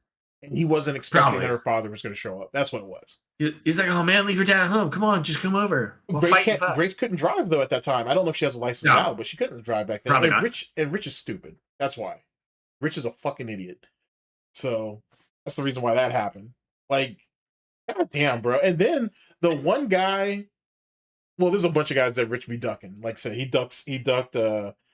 He ducked me. He ducked Shinko hard. I didn't even going after him hard. Yeah, he ducked Meerkat hard He ducked too. Meerkat so like hard as Mr. hell. Top 10 detractor, like, come on, man. He ducked Meerkat hard as fuck. Hard as fuck. Oh, Meerkat shit. was like, oh, you want some? Oh my Rich was god. like, yeah. And it was like, over. Nah, he didn't want no Meerkat's parts like, of Meerkat. Meerkat's like, I'm going to tune you up. And Rich is like, I'm just going to belly out. and walk Basically. away. He ran He's like like, a okay, bitch. bye. Rich ran like a bitch. Shit was Just hilarious. ran. Oh, but yeah, so Rich had a really bad year. Badger. Fucking A. You think of anybody else, though? What a shitty year. Yeah. I mean, I know how bad DSP's year is. Trust me, I'm making a video on it. Oh yeah. Well, Merry Christmas. oh yeah. But we can get to that later. Yeah, I can pick somebody. Comicsgate as a whole. Comicsgate had a shitty ass year, bro. Like, Ethan Van Skyler is the biggest fucking husk of wasted talent, I think, that I've seen in comic books. Like, for sure. I mean, I stopped my bad. reading a few years ago. At one point, I just completely stopped collecting comics, completely stopped reading them. Yeah. I don't know. It got to a point where like I'm not enjoying the content being put out in these comics, so I just don't want to read them anymore. And there's nothing wrong with that. I got very picky about the stories I pick up, and usually I just collect a volume of them now. I Man, want them. I just go after the old shit, and that's it. The stuff when comic books were still good. But like, That's real fun. You go to like a comic book shop, and usually they bundle up all the individual ones in a nice little bundle, and you pay for like $15-20, and you get the whole storyline. basically, which is probably your It's great. Which is your best bet. Yeah. But I think that like Ethan in particular, like it's very clear that when he commandeered Comicsgate, it was never going to be the movement that he wanted it to be. It was all about funding his projects and then forcing people to basically buy it after he finally does it. And like this year, he only put out like one book. You know what I'm saying? Oof. He owes like 2 projects, maybe 3. I don't think they're ever going to get Rainbow the Brute. The comic book kings are all fucked up. Like Malin's just a crash out that he is. Shane's a bitch. Shane Davis. Fucking John Malin is just crashing out on everybody. Ethan's Ethan. Liam Gray. I think his last name is Gray. Liam, though, he ain't sat there and he must be like a schizophrenic or some shit. Because he had a crash out and he almost had a suicide scare like a couple of weeks ago. Like Really? a week or 2 ago. Yeah. Like, and he's been institutionalized in a psych ward before. So Damn, I'm gonna have to peek at Comicsgate again. yeah. It's been a while. I kind of need you to do that. You might have to just I'll bring send me you up some to stuff. speed. I'll send you some stuff and whatnot. Because he's it's such a fucking trash fire. And I can't stop watching it because how is it that one black guy, and I hate to describe him as that because he's more than just the color of his skin, but how is it that one black guy and got all of y'all into a tizzy to the point where where Ethan himself, the king of Comicsgate, right? The, you know what I'm saying, the Sun King himself, literally spends hours upon hours upon hours every day streaming about him, about that one guy, hoping and praying that his upstart comic book company will fail and shit, just so Ethan can say ha ha. But yet Comicsgate has been failing. You know what I'm saying? Like, what the fuck, It really bro? has. Like, you know, and and the thing is, right, as it pertains to independent comics, Comicsgate doesn't represent the independent comic scene as a whole. So no one has to worry about that. But Ethan squandered an opportunity, not just for himself, but for pretty much everybody else too. Like, you know what I'm saying? Like, he kind of gives indie comics, at least their section of indie comics, a bad name. Even the people who come out with their projects on time still have the stench of Comicsgate on them. It's unfortunate, man. It's rough. It's because there's a lot of good independent work out there. There is. There is, and you can go find some. I don't know. It's definitely a niche market, and it's definitely got its thing. But I just didn't know that Comicsgate was that rough right now. Oh yeah, it's an absolute trash fire. It almost sounds like Girl World. Talk about a trash fire. Yeah, actually, yeah, that's a great transition. That's a great transition. Girl World is fucked. Where do you want to start? You want to start with the infighting, or you want to start with the girls in general? I think overall we should target the fact that you can no longer be a fat bitch on YouTube. Sorry, not allowed. You're not making money on YouTube anymore. Demonetized. Oh yeah, that's why? Because you stuff your fat face. Because you look fat. Because you are fat. Yeah, I mean, YouTube's ruthless right now when it comes to it. I mean, they clapped Amberlynn. No more money for her. Now we're begging for cameos. Yep.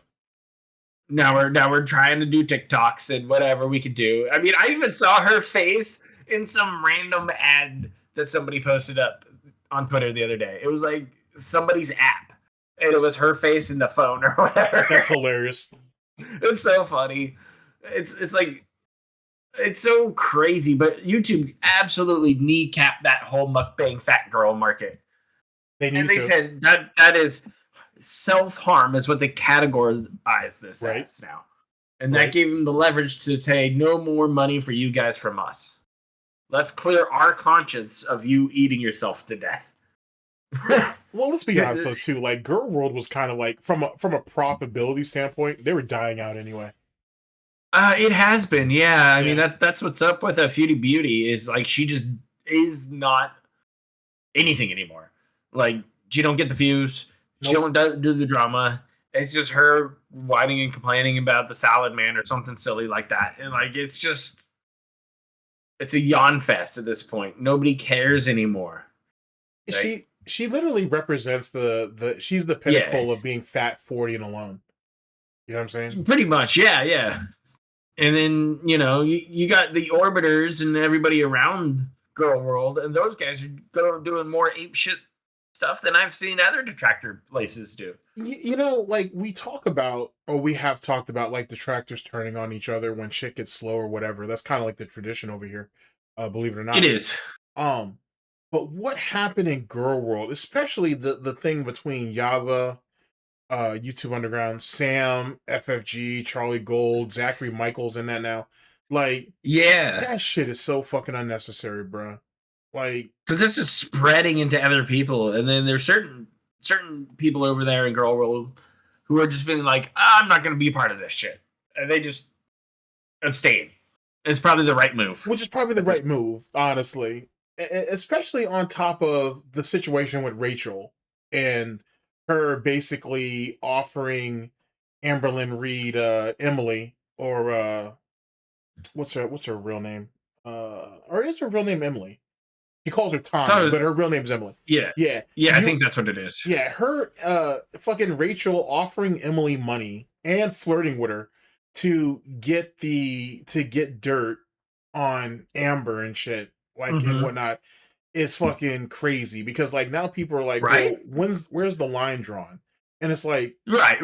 We all talk about touch the poo and this and that. Right. What is that? What is that line? What does that look like? Like the other week or something like that, somebody sent DSP and Anvil allegedly to his house, and then somebody posted pictures of it on Twitter. Oh shit! It's like, come on, man. Like I don't know if it's worth it. Like there's a lot of stuff like that where like you want to be involved with your entertainment. And I guess some people like that. That's how they get their entertainment. Well, kind of, okay. Like the thing is with Rachel, right? Is it's clear, like her Hecticana. I'm gonna call names out. Fuck it. Rachel. That's fair. Call them out. Rachel Hecticana, fucking Studio Deed, Jawbone, and there's probably like one more person. But at least for Hecticana and Rachel, they did it for profit. They were, it is what it was. They were upfront about it. I get that. I can't, Yeah. you know, I got nothing to say about that. Whatever. Roger that. Get your bag. Yeah. But my thing is I mean, don't sit here and pull this moral bullshit after the fact. Like with the for the Rachel situation, she offered Emily money, like a piece of the video's profits when it comes out for the voice notes that she had. Pay her the money. You don't get to go back later and retroactively say, "Oh, well, I can't pay you this money because I don't know if you and Amberlynn Reed are actually, you know, setting me up, and you know, I don't feel comfortable doing it." You can't do that. No, but I wonder who told her that. Told her what? Who came in and said, "Hey, I feel like these guys are setting you up." Like usually that's how that stuff starts. I can answer that question. Somebody comes and shows up, but if you got an answer for I can answer that question for you. I'm a little cloudy there. No one did. She was planning on fucking. She was gonna fuck over Emily from the jump. That's why. So it was on Jump Street. Okay. Yeah. She was gonna snake her from the beginning. That's why she offered her money to get her to the table, and then she flirted with her and whatnot to kind of sweeten the pot or whatever to keep the information going. And then later on, she was going to get appeal. Yeah. And then she was going to end up running off with the bag anyway, because, why would I ever, you know, keep my word to a feeder who's probably killed another, you killed another woman already, allegedly. Or you could allegedly. I mean, I saw those pictures. It looked like somebody laying on a human waterbed. Yeah, it's wild. That was disgusting, bro. It was wild, man. But that's apparently this person's MO and has done that allegedly multiple times. Yes, Emily is a serial feeder. Yeah. So I think she was kind of fucking her from the beginning and just being like, "Oh, I can get away with this because who are you to me?" And it backfired. And then Hecticana and whatnot, that's some fucked up shit what he pulled. Hecticana's on some bullshit because he tried to play both sides of the spectrum. He was basically like, "Oh yeah, get the bag, get the information out so the rest of us can eat too," but then put out a video retroactively saying, "Oh well, I'm disappointed in what Rachel did," But then again, I don't know what I would do if I was in her situation. So we got a piece of the side plate. I got you. Yeah, that's what Hecticana was pulling. That's interesting because it makes sense because he showed up over here in the DSP vortex briefly. He was affiliated with who? I don't know. I don't know if that matters. I think he was just making fill videos. I think he was just making fill videos. So I was like, where have I heard this name before? And I had to look into it, and I was like, oh, that's where. Yeah. And then now we're doubling back to everybody gets to eat. Pretty much. Well, okay, but if you get caught saying, "Hey, if you do this, everybody gets to eat," and then it doubles back on you, what are you gonna do now? Well, he didn't actually. Well, like I said, that was kind of just an analogy I threw out. He in the DMs, he's telling her, basically, "Hey, do what you got to do, whatever. But I'm gonna make this video to try to get ahead of it." Right? So he's playing buddy with her in the DMs while they're talking shit about other reactors, by the way. But then publicly in his own video, he's like, "Well, I'm disappointed in her. I don't know, but then again, I don't know what I would do in her position." And if you're like old Lordy is Geordie, he's come out plenty of times and said, "Hey, I'll pay for information. I don't give a fuck. Whatever." What I'm saying? There's plenty of people out there who'll be like, "Hey, I've heard plenty of people say, 'Hey, give me information on this person. I got money on it.'" Yeah, it goes around. Yeah, it definitely does. Oh, go ahead. Nothing. Oh, okay. I was gonna say, Alex even said that too. He said he might have been willing to do it as well, but at least they're being upfront about it.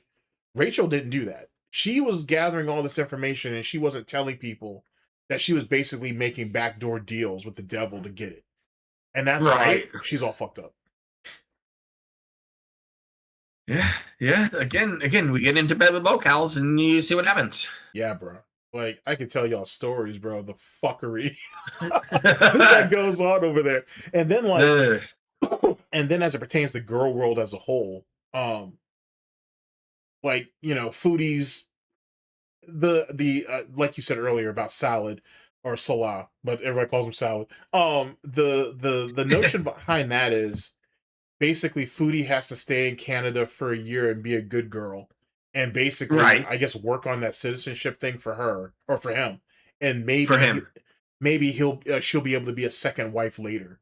But like that don't really make no sense because like Foodie can't cook, she can't clean, she can barely bathe or take care of herself. She doesn't brush her teeth, which is gross.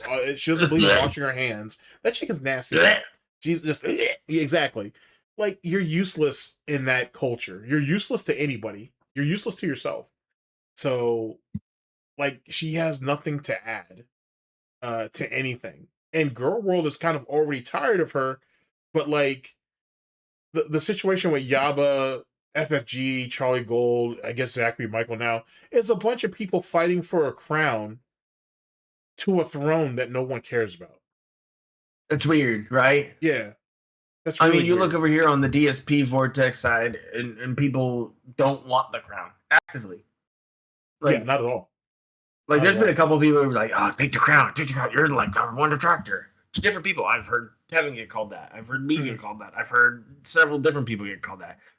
Nobody wants it. I'm telling you, nobody wants it. Any smart detractor's like, "Nah, dog, that ain't me. I'll say my piece when I want to say my piece, and we'll leave it at that." Because that's how it should be.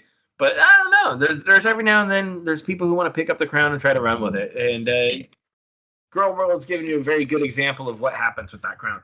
Yeah, basically. Like Heavy's the head. Yeah, you paint a target right on top of you and say, "Hey, I'm trying to take top dog. This is me. This is my yard. Other dogs and sharks are coming for you. It's always going to happen. Always going to be that way. So you better keep running." Yeah, that's why there's like no value in being the quote unquote face of a community. Like, you know what I'm No, saying? I don't think so. There's no Like value if to you it. get dubbed the face of the community, cool, man. Like if people actually think, "Oh yeah, you're the guy." You give you the nod, and the notoriety. Well, you better be on your best behavior because I'm telling you, there's other people who want that spot. Other people who are coming right up behind you. You may not even see them. They might be your friend. But Yeah, people sadly. are people. Yeah. People are people. People are people. Especially in the internet. But also, though, I think when it comes to being the face of a community, if you will, people forget the demand that comes with that, right? And like, Yeah, when that starts you prying got. into your personal life or into your quality time or whatever, like, you don't want if you want to turn on a stream and play games, right? You don't want to be talking about whatever the locale of choice is. You want to just play games, and that shit wears on you, Right. So. And you're like, I just wanted to do something different. I don't want to like talk about all this. Like if I did a gaming channel, say on Twitch or something like that, right? Yeah. And as a side hobby to this, I would not talk about anything locale related in that. Nah, it's just like, hey man, I have a different platform for that. Come see me there. Send me a DM if you need a link or whatever. We'll talk about it there. Like it's smart to separate what you're doing. It really is. Agreed. Which leads actually to another topic. We could touch on it briefly. That whole thing with Kiwi Tapes, Smokey MC, and what they call them, like the Kiwi slop tubers or whatever the case may be. You got any thoughts on that? Will you expand on that? Because I've heard a little bit of this and a little bit of that. Okay, so Kiwi Tapes and Smokey MC basically follow, they follow their demographic, if you will, of like lol cows or horror cows. Most of those guys are, you know what I'm saying, like your fucking Cyraxes and your Jupiters and people like that. Those really weird ones, right? Yeah, they do a lot of Nova stuff and stuff about to Pikachu, some of the TikTok cows like that. Right. I've seen a little bit of Andy Ditch. When Cobra was alive, they covered Cobra pretty extensively. Yeah, Rip Cobes. Yeah, Rips Coves. And stuff like that. And I felt like, I mean, up until Cobra's death, I didn't really hear a whole lot of anything negative about either one of those guys, to be honest with you. Okay. They also had pretty strong, I always thought they had pretty strong reputations. And then I thought so too. The way they handled Cobra's death, like where they immediately did the stream and the monetization and shit, even though they said they were going to turn that off, but they forgot about memberships or whatever that case was. That's a whole rabbit hole itself. And other tubers basically called them out and said, "Oh, well, you guys we're just profiting off of dead people now. Like, you guys aren't doing well enough that you guys need to go after that one guy. And then over the span of the year since Cobra's death, basically, excuse me, because Cobra died early in the year. Yeah. It's cascaded into like now people are making videos criticizing them or critiquing them, which they're not handling very well, or at least Kiwi Tapes isn't. And other guys are starting to take sides and be like, yo, we have to go after you guys because you guys were some of the biggest names in our community and shit, and you guys are making us look bad. You know what I'm saying? So like, and then that's interesting, huh? It is. And that is now starting to come out to be like more people are like, well, we've had problems with them for a while, so now that's starting to come out of the woodworks, mainly with Kiwi Tapes more than Smokey.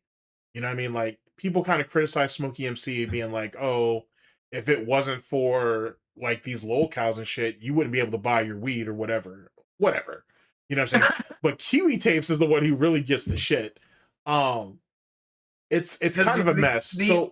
The only interesting thing that I ever keyed up on or heard about from those guys in the last year or so was allegedly these guys were paying people to go do ops. Yeah, and go and take pictures of certain cows so these guys could feed the content and content farm from these cows. And it was like some of those things were getting people to be like, hey, this is what's going on, and this is how these guys make their content. Mm-hmm. How do you guys feel about it? And it's definitely an interesting thought game. It's like, do you care how your content is made? Do you want it to be manufactured? Do you want it to happen naturally and organically? Well, I don't know, because then you get into, well, if you only care about the content, if you only care about the content, then doesn't really matter how you get it. And so if you want to have content that's entertaining, do you really care where it comes from? Yeah. And do you mind contributing to it? Or do you want to make your own entertainment from whatever content comes to you? So that was one of those thought games that I had, and I was like, that's like an interesting thing, but I didn't really delve too deep into those allegations. I just left them at allegations for the most part. Yeah, for the time being, I would need to really go back and like track some of that down, because I don't want to put nothing on those guys' names without knowing. No. So, especially me, like I'm one of those guys where I've always told people for a while, I preach it all the time. Trust me, bro, does not work. No, I don't. No, come get me some receipts. I'll take some hearsay and go, and I'll think about it and see if I can't piece together this autistic puzzle. But the thing is trust me, bro, don't work. It never has. No, I don't. I saw Josh from the Farms write DSP an apology letter for that when it came to the escort saga. Yikes. Like, that's fucking and the only thing is they got the escort wrong. It was Cat the whole time. Yeah, I've been preaching that. It was Cat the whole time. I've been preaching that. Like, what the fuck?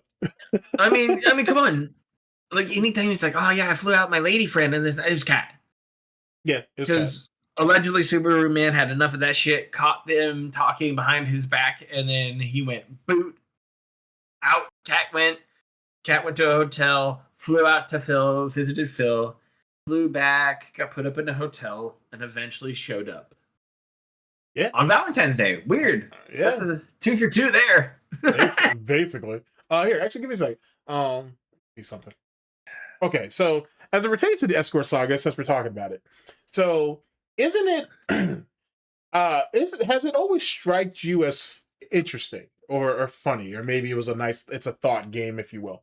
I like just thinking of it as I'm just playing I'm playing mental chess with myself. That at the time that this mysterious woman comes out and whatever the escort, Kimberly Brinks, is right around the time that DSP is poaching some chick from fucking Michigan and shit. And we've never really been able to explain the correlations between when she flew in, when she flew out at the same time that Cat was. Right? Like, if you go back and look at the escort saga as a whole, there's still unanswered questions, right? Like, the correlation between the trips that they were doing were damn near perfect. Like the trips were perfect. Browning Gate was a thing. Browning Gate was hilarious. like Kimberly all of a sudden mentioned brownies, and then like Phyllis mentioned brownies like the same day. Yep. And it was just like, what the hell is going on? It was really weird and it's super believable at the time. Well, there was no reason not to, because like everything like that would But it was funny, and that ultimately was the thing. It was like, haha, Phil is so lonely and sad that he hired an escort to come out to his house so he didn't have to be a lonely, sad fuck. Even if you didn't believe that, like you couldn't really argue all of the correlations between all the bullshit that was going on. Like he didn't have an escort, but he had a hoe. It was like, it was weird because the parallels of what him and Kat were doing were the same thing that this Kimberly person was talking about somehow. I don't know. Autism is magical. It must be, because I don't know how Brienne, I think that was her name, Brienne and her husband, like I don't know how they made poor that little work. Toy baseball bat. Yeah, exactly. That poor little baseball bat. And then they tried to be like a fake weird gay op, like the tractor thing. It was like Falcon 1 or whatever. Yeah, it was Falcon 1, and then it was like Sons of Mystery Woman, and it was like, what was the other one though? It was Sons of something, right? It was so silly. Yeah, it was so silly. Yeah, it was silly. But and the whole thing got blown up because of the Medicare catfish video. Yeah. But that doesn't even make any sense. Got blown up. But that doesn't even make any sense, because Medicare said that he's been sitting on that shit for a month and he has the tweets to prove it. But yeah, most people in the DSP Detractor community follow Medicare.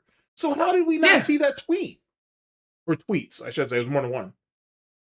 I think it just got shuffled. I don't know. It happens with these hot sagas. I mean, trust me, I had to go back and look at a lot of Kiwi stuff when I showed up to be a mod. I read every one of those forums. Yeah. Every one of those subforms and stuff, just to get the gist of what was going on at the time. Because you could. Like, there was a lot of strange stuff that happened on that subform at the time. Yep. A certain mod did not like what was going on and banned a bunch of people for saying, hey, you guys are wrong about the escort. It's not real. And then all of a sudden, he proves that it's real, allegedly. And then we're back to this point where it's like, oh, yeah, it's not real. And I called it all along. And then people who got banned for that never got unbanned. Yeah, unfortunately. It's weird. It was strange. But yeah, the whole escort saga for Phil is one of those ones where he could stand on it and be like, see, the tractors were wrong. They got it wrong. They did not know that I had some girl I was feeding, allegedly, while, she was on her mid-flight meal. Got to put a bag of oats over her head, okay? It takes a couple hours to get here. He's a goddamn horse thief. We all know it.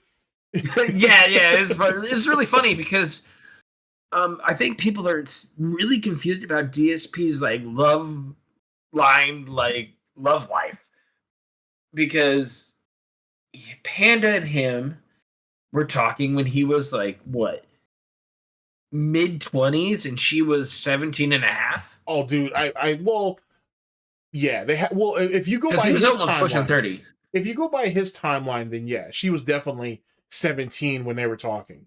She was like 17 and a half in those like ancient YouTube DMs that they had. Right. The no longer prove that ever happened. Yeah. But he dated her young when she was 18. He finally started courting her. Went from talking and then, hey, as soon as she was 18, he was like, hey, you should come over.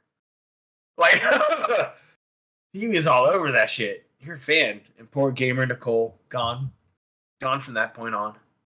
Yeah, but see, I wonder if gamer Nicole was supposed to be the rebound if Panda didn't work. I think he had that thought process, but Panda was working out pretty well. And she was closer. I'd tell she got too annoying for everybody. Well, that's DSP's fault. Yeah. And she was closer, though, and very convenient because she could get on a train. Well, the fact that her parents let her do that, I mean, I get it. She was 18 at that time, so it is what it was. But the fact that her parents let her do that bullshit, especially when they found out his age and everything, and the Dr. Phil meme, and is he a pedophile? Why are you seeing him? And he's that old. Fucking hilarious, bro. Hilarious. but at the same time, it was like that was the kind of person Phil is. He didn't have the confidence in himself to take a swipe at people his age. The last person he took a swipe at was the chick who he was trying to impress and bought the fucking Connecticut condo from her boyfriend to impress her with money. It was wild. And they ran off. He thought he could play like, you know, and they took the profits and went on like on a vacation or something. Yeah, they ran off with the shit. That shit was hilarious. Yeah. So he got played. And then, you know, the whole Panda saga played out, right? He moved her across the country allegedly for, you know, because taxes are better in Washington and more opportunities and this and that. But well, and she really, was supposed in reality, go ahead. In reality, I really think that Phil was trying to move her away from A, her family, right, and B, Rambo. I think Phil was very worried that Rambo was going to steal his panda. Well, wait. Okay, wait. Wait, you're gonna need I'm gonna need you to expound upon that a bit. Well, you know, Phil, he's a very beta male bitch, right? And he has no self confidence, and he probably loves Rambo. And you saw how gay together they were, right? Right. I mean, Phil is pretty in the closet when it comes to that kind of stuff. Oh yeah, absolutely. So we get to a point where he's uncomfortable, and maybe him and Panda might have had rocky times during that time when he was like, "You can't be in my content anymore. My fans say you're annoying." And then all of a sudden, she's like hanging out with Rambo more. Or anytime they're at the convention, she's like hanging out with Rambo because he'd go do shit. Unlike Phil staying in his room playing Street Fighter with himself and his wiener in his hand. Very true. Like that's the thing. He was too scared to go out in public and do shit, you know. And Rambo was probably going to eat food, smoozing it up with fools. And Panda was like, "Oh, I can make myself." Like that was the time when she was trying to stream and be her own channel too. So she's probably taking that opportunity to network. That's a fair point. You know, I think Phil was just insecure with himself to a point where he had to get out of Connecticut. He hated it. He hated the fact that he got fired from his helicopter job. He hated the fact that his mom was smoking herself to death or whatever. He hated the fact that his dad and him couldn't go fishing anymore because he had to just slave away at video games all the time. So, you know, you get to a point where Phil felt so uncomfortable with his environment, he had to leave, like any good roach would. The lights came on, and he was scattered. So he went to the deepest, darkest place he could, and that's near Seattle, which, well, if you know anything about Seattle, that's going really, really well for him. Yeah, it is. I don't think, though, like, as it pertains to the relationship with his parents, right? Like, I definitely think he ran to get from under his mother. But I think that he knows... No, he loves his mom too much for that. No. Despite the shit he talks about his mom. No. Yeah. I'm telling you, like mommy gave him money. Mommy gave him money for many, many years. Yeah, she did. Daddy signed the checks. She did. I'm not mad at that. I'm just saying, and I'm not disregarding it, but I really feel like he wanted to get under his thumb while still keeping her on the leash and saying, "Hey, I am still your little quirky baby boy." So it's not like I'm running away and getting away. No, he was just leaving the leash out. There you go. So mommy can worry about me while I'm across the country. And then instead of feeding me din and brushing my hair, she can send me fucking money. Yeah, she can send me money every week so I can buy my own din. Yeah, with their Sunday phone calls. There you go. But like, I feel like the thing with his father, though, like I feel like he just tries to skinwalk as his father. Like, you know what I'm saying? He has for years. Remember, he tried to like skinwalk his whole LinkedIn profile pretty much. Yep. He tried to be his dad professionally, and people were like, "You're not your dad. You're not your dad. Not at all." And then he was like, "They're like, how about customer service? Is that for you?" "Oh no, you can't talk to people. You're fired." Dude, Phil's whole life, dude, is fucking a conundrum. Like wrapped up into. Allegedly, his parents did his homework in high school. I wouldn't be shocked by that. That doesn't surprise me.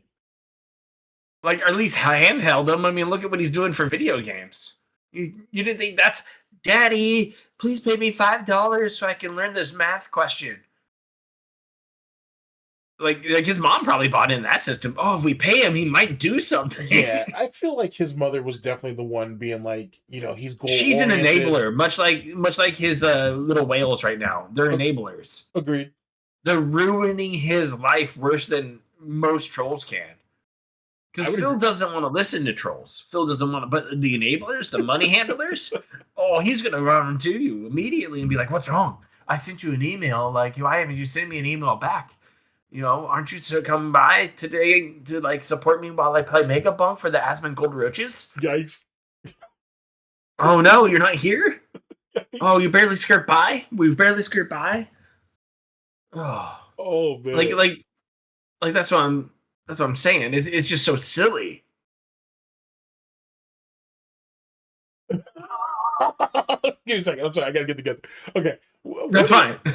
How do you see DSP's 2026 going? How do you see it starting? Let's say that. Not good?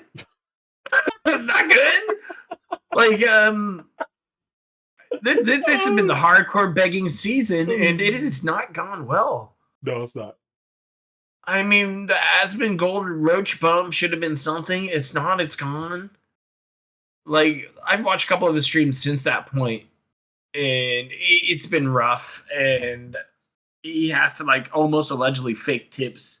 And here's the thing with the fake tips. I know it goes around the community, and people talk about it, and it's a hot topic. Let me shed some light on it for quite a few people. Okay.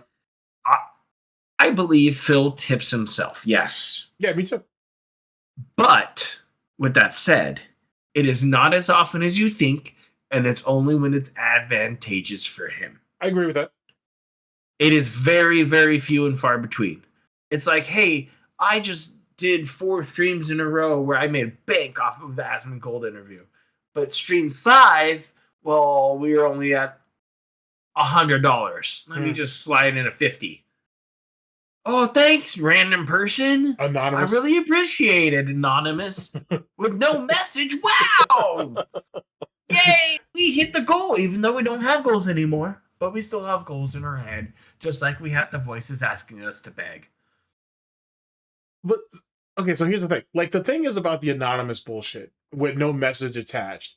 That right there in itself was the giveaway, I thought. I always thought that was like, yeah, that to me is the giveaway. The no message. Yeah. The zero thing. The no strings attached. Like other people like, hey, I've been a fan since Heavy Rain. Happy holidays. That's a LARP. I've been it's those kind of things. It feels like, oh, thank you so much. I appreciate it. And I wonder how much of those are getting charged back, because YouTube lately has been on the warpath when it comes to that. Like they're like Camelot came up earlier, has blown out Nick's wife's back. Mm-hmm. He allegedly has lost like $10,000+ or something like that. Yeah, 10 grand. Yeah, you're right. 10 grand chargebacks. Yep. And he made a video on it, and it's crazy because YouTube just showed up and was just like, "Hey, this money isn't yours, and we're taking our cut. We're gonna charge you our cut." Mm-hmm. So he's like, "What do I do? What does anybody do if YouTube shows up and goes, hey, man, that's our money anyways? Too bad." Expand upon that, actually. Do you have to feed make sure you have a positive account to be monetized now on YouTube? I don't know, but like, that's actually a good question now I think about it. But it's not just the fact that YouTube charges you, like they charge you their cut, but there's also like a $35 fee or whatever on every chargeback. So he gets hit with that too. So it's like, oh, that sucks. But because it's like the payment process chargeback too. Yeah, like that. Like what they did. And you can dispute it and stuff. Mm-hmm. But I wonder how often this happens, because I've seen more and more people come out and be like, yeah, I'm getting hit by this. VTubers. Now, I think a bunch of YouTubers are getting clapped by it right now. Yeah, VTubers have been fighting this shit off for like 8 months, allegedly. Yeah, it's wild. Like YouTube is trying to maintain their cut and make sure that you pay for your platforming on their service in some way right now. Mm-hmm. Which, hey, man, if you're somebody like DSP, wouldn't you think YouTube might come in to have a chat with him about his monetization? I mean, I think if someone... And his chargebacks? I think if someone waits until the amount gets large enough, then yeah. I mean, I mean, Twitch has had many problems with Dark Side Phil Yes, before they have. in that realm. Yes, they have. Not only for the bitrate thing, but chargebacks in the latter. It's like it happens. So that's definitely something to take account for. Yikes! Just yikes!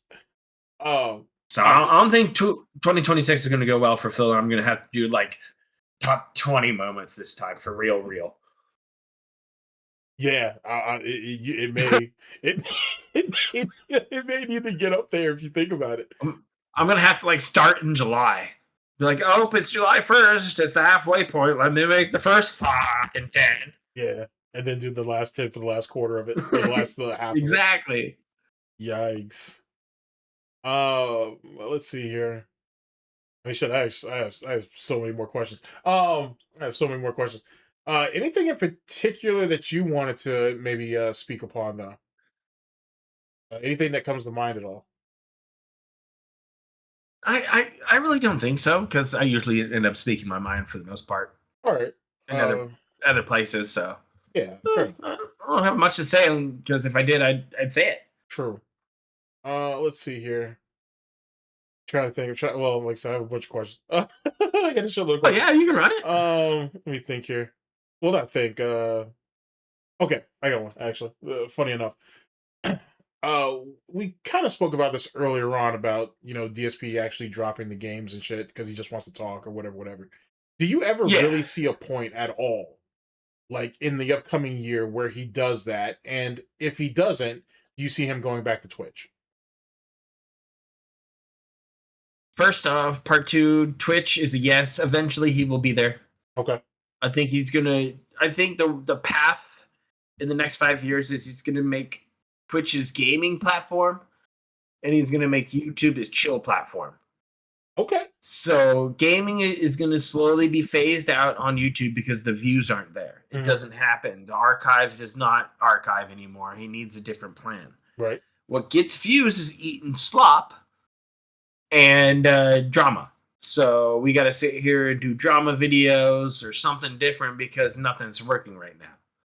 I mean, he's begging for money almost on every stream now because we're lost in the weeds. Recently, he's quit Metroid. Yeah.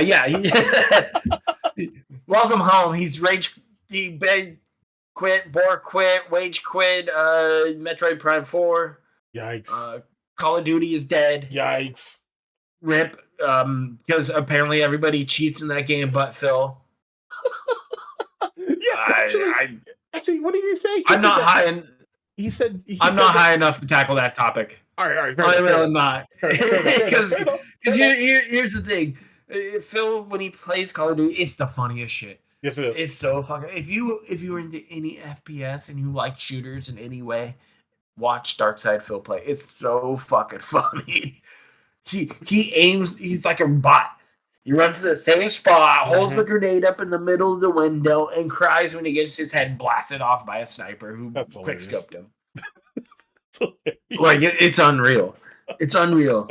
And then he gets like a hot match. He's like, "Yeah, I'm so good." And he looks at the kill death. It's like a 1-2-1.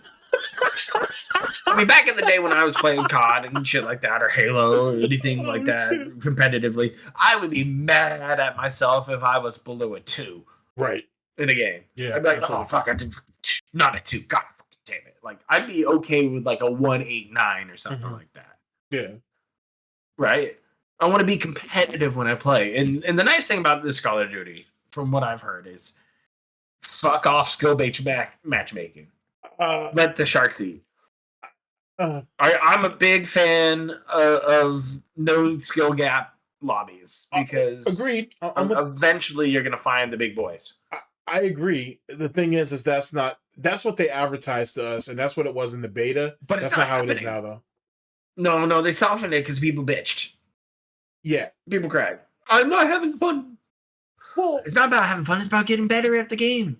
Well, here's the thing. Like, I feel like skill-based matchmaking handicaps you. It does. And it does. Because like my last competitive shooter was Destiny 2. Mm-hmm. That was kind of like my bread and butter. I tried to play it at a competitive level. Mm-hmm. And the thing was, is if you didn't have skill-based smash making, you got paired up with sharks, they would just shred you. Facts. And you'd be like, oh, what happened? Well, you better learn. Yeah, agreed. Trial by Crucible. I get it. Yeah, so steel sharpens steel. Steel sharpens steel. You know, you got to learn from your mistakes. Like 99 times you get your head clapped at peeking that corner. Maybe next time we're throwing a grenade first to keep somebody honest. Maybe next time we peek a different angle.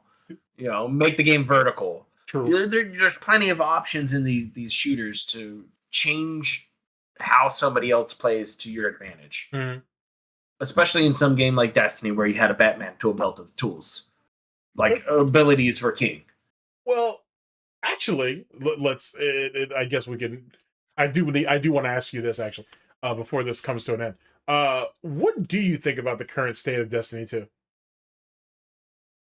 I stopped playing Destiny 2. I'll put it that way. The last big expansion just cold stopped me. Oh, wow. And then I eventually saw whatever was going to be Marathon, and I was like, well, that's not a direction I want to see anything. Right. So I actually turned to the Cake Factory, and that is Marvel Rivals. Yeah. that is my current jam for a team play game because all I do is have fun. Fair. I mean, if I'm not having fun playing video games, that's just not my jam. If I want to play a shooter, you know what? I'm gonna have to talk to you because then you and I can team up and we can just shoot the shit. And I can remember how to shoot in nice war video games like Battlefield 6 or something. Nice. It's been a hot minute, so. Yeah, because I watch a lot of Aztec Cross. Like he's a big Destiny head or whatever. Yeah. I watch a lot of him. He's got some cool stuff, some nice meta builds. Yep. But he shows some weird builds and things like that. He's a great content creator. But he is. There's a lot of guys who are starting to give up on the Destiny scene. Don't blame him. He's starting to become last of a dying breed. Yeah, because they started really focusing down on their like mobile game now that they got, because mobile games make money. Ask Dark how I feel about that. True. Yikes. Let's see here. Okay, so you agree that he's going back to Twitch eventually? Yes. And yes, you said that if he and does... I think he's separating his content because gaming is going to get phased out as far as YouTube goes. I think. All right, fair enough. Do you still think... only because Asmongold told him about how sweet the money is over there on Twitch right now? Oh yeah, so for sure. Kick is going to get dumped because Kick is full of mean people who talk shit to Phil all day for funsies and. Well, he's only keeping him around because he thinks he has some roaches sticking it out. You don't see a scenario where DSP streams on three platforms? I think that would be the smart angle, and so Phil won't do it. Okay. I think he's too overwhelmed by handling 2 streams. I don't think he can just let streaming be a culture. Right. Like the nice thing is, if you go to somebody's chat. Be it TBS, be it, Duty Streams when he does his thing, or any other Tevin who's on YouTube. Every Alt does his streams. They all have their own individual cultures. Even Raw Phil has their own individual culture within this chat. Very true. The streams out, and that's what happens when you put out a product, right? You reach your own viewers and people like you, and they'll morph with you to your chat too. And then the weird thing is Phil is very picky and choosy. He cherry picks a lot of his personalities and traits from other people. Yep. And he's done that for years, and he's kind of a copycat in that faction. That's why you get the goat laugh. There's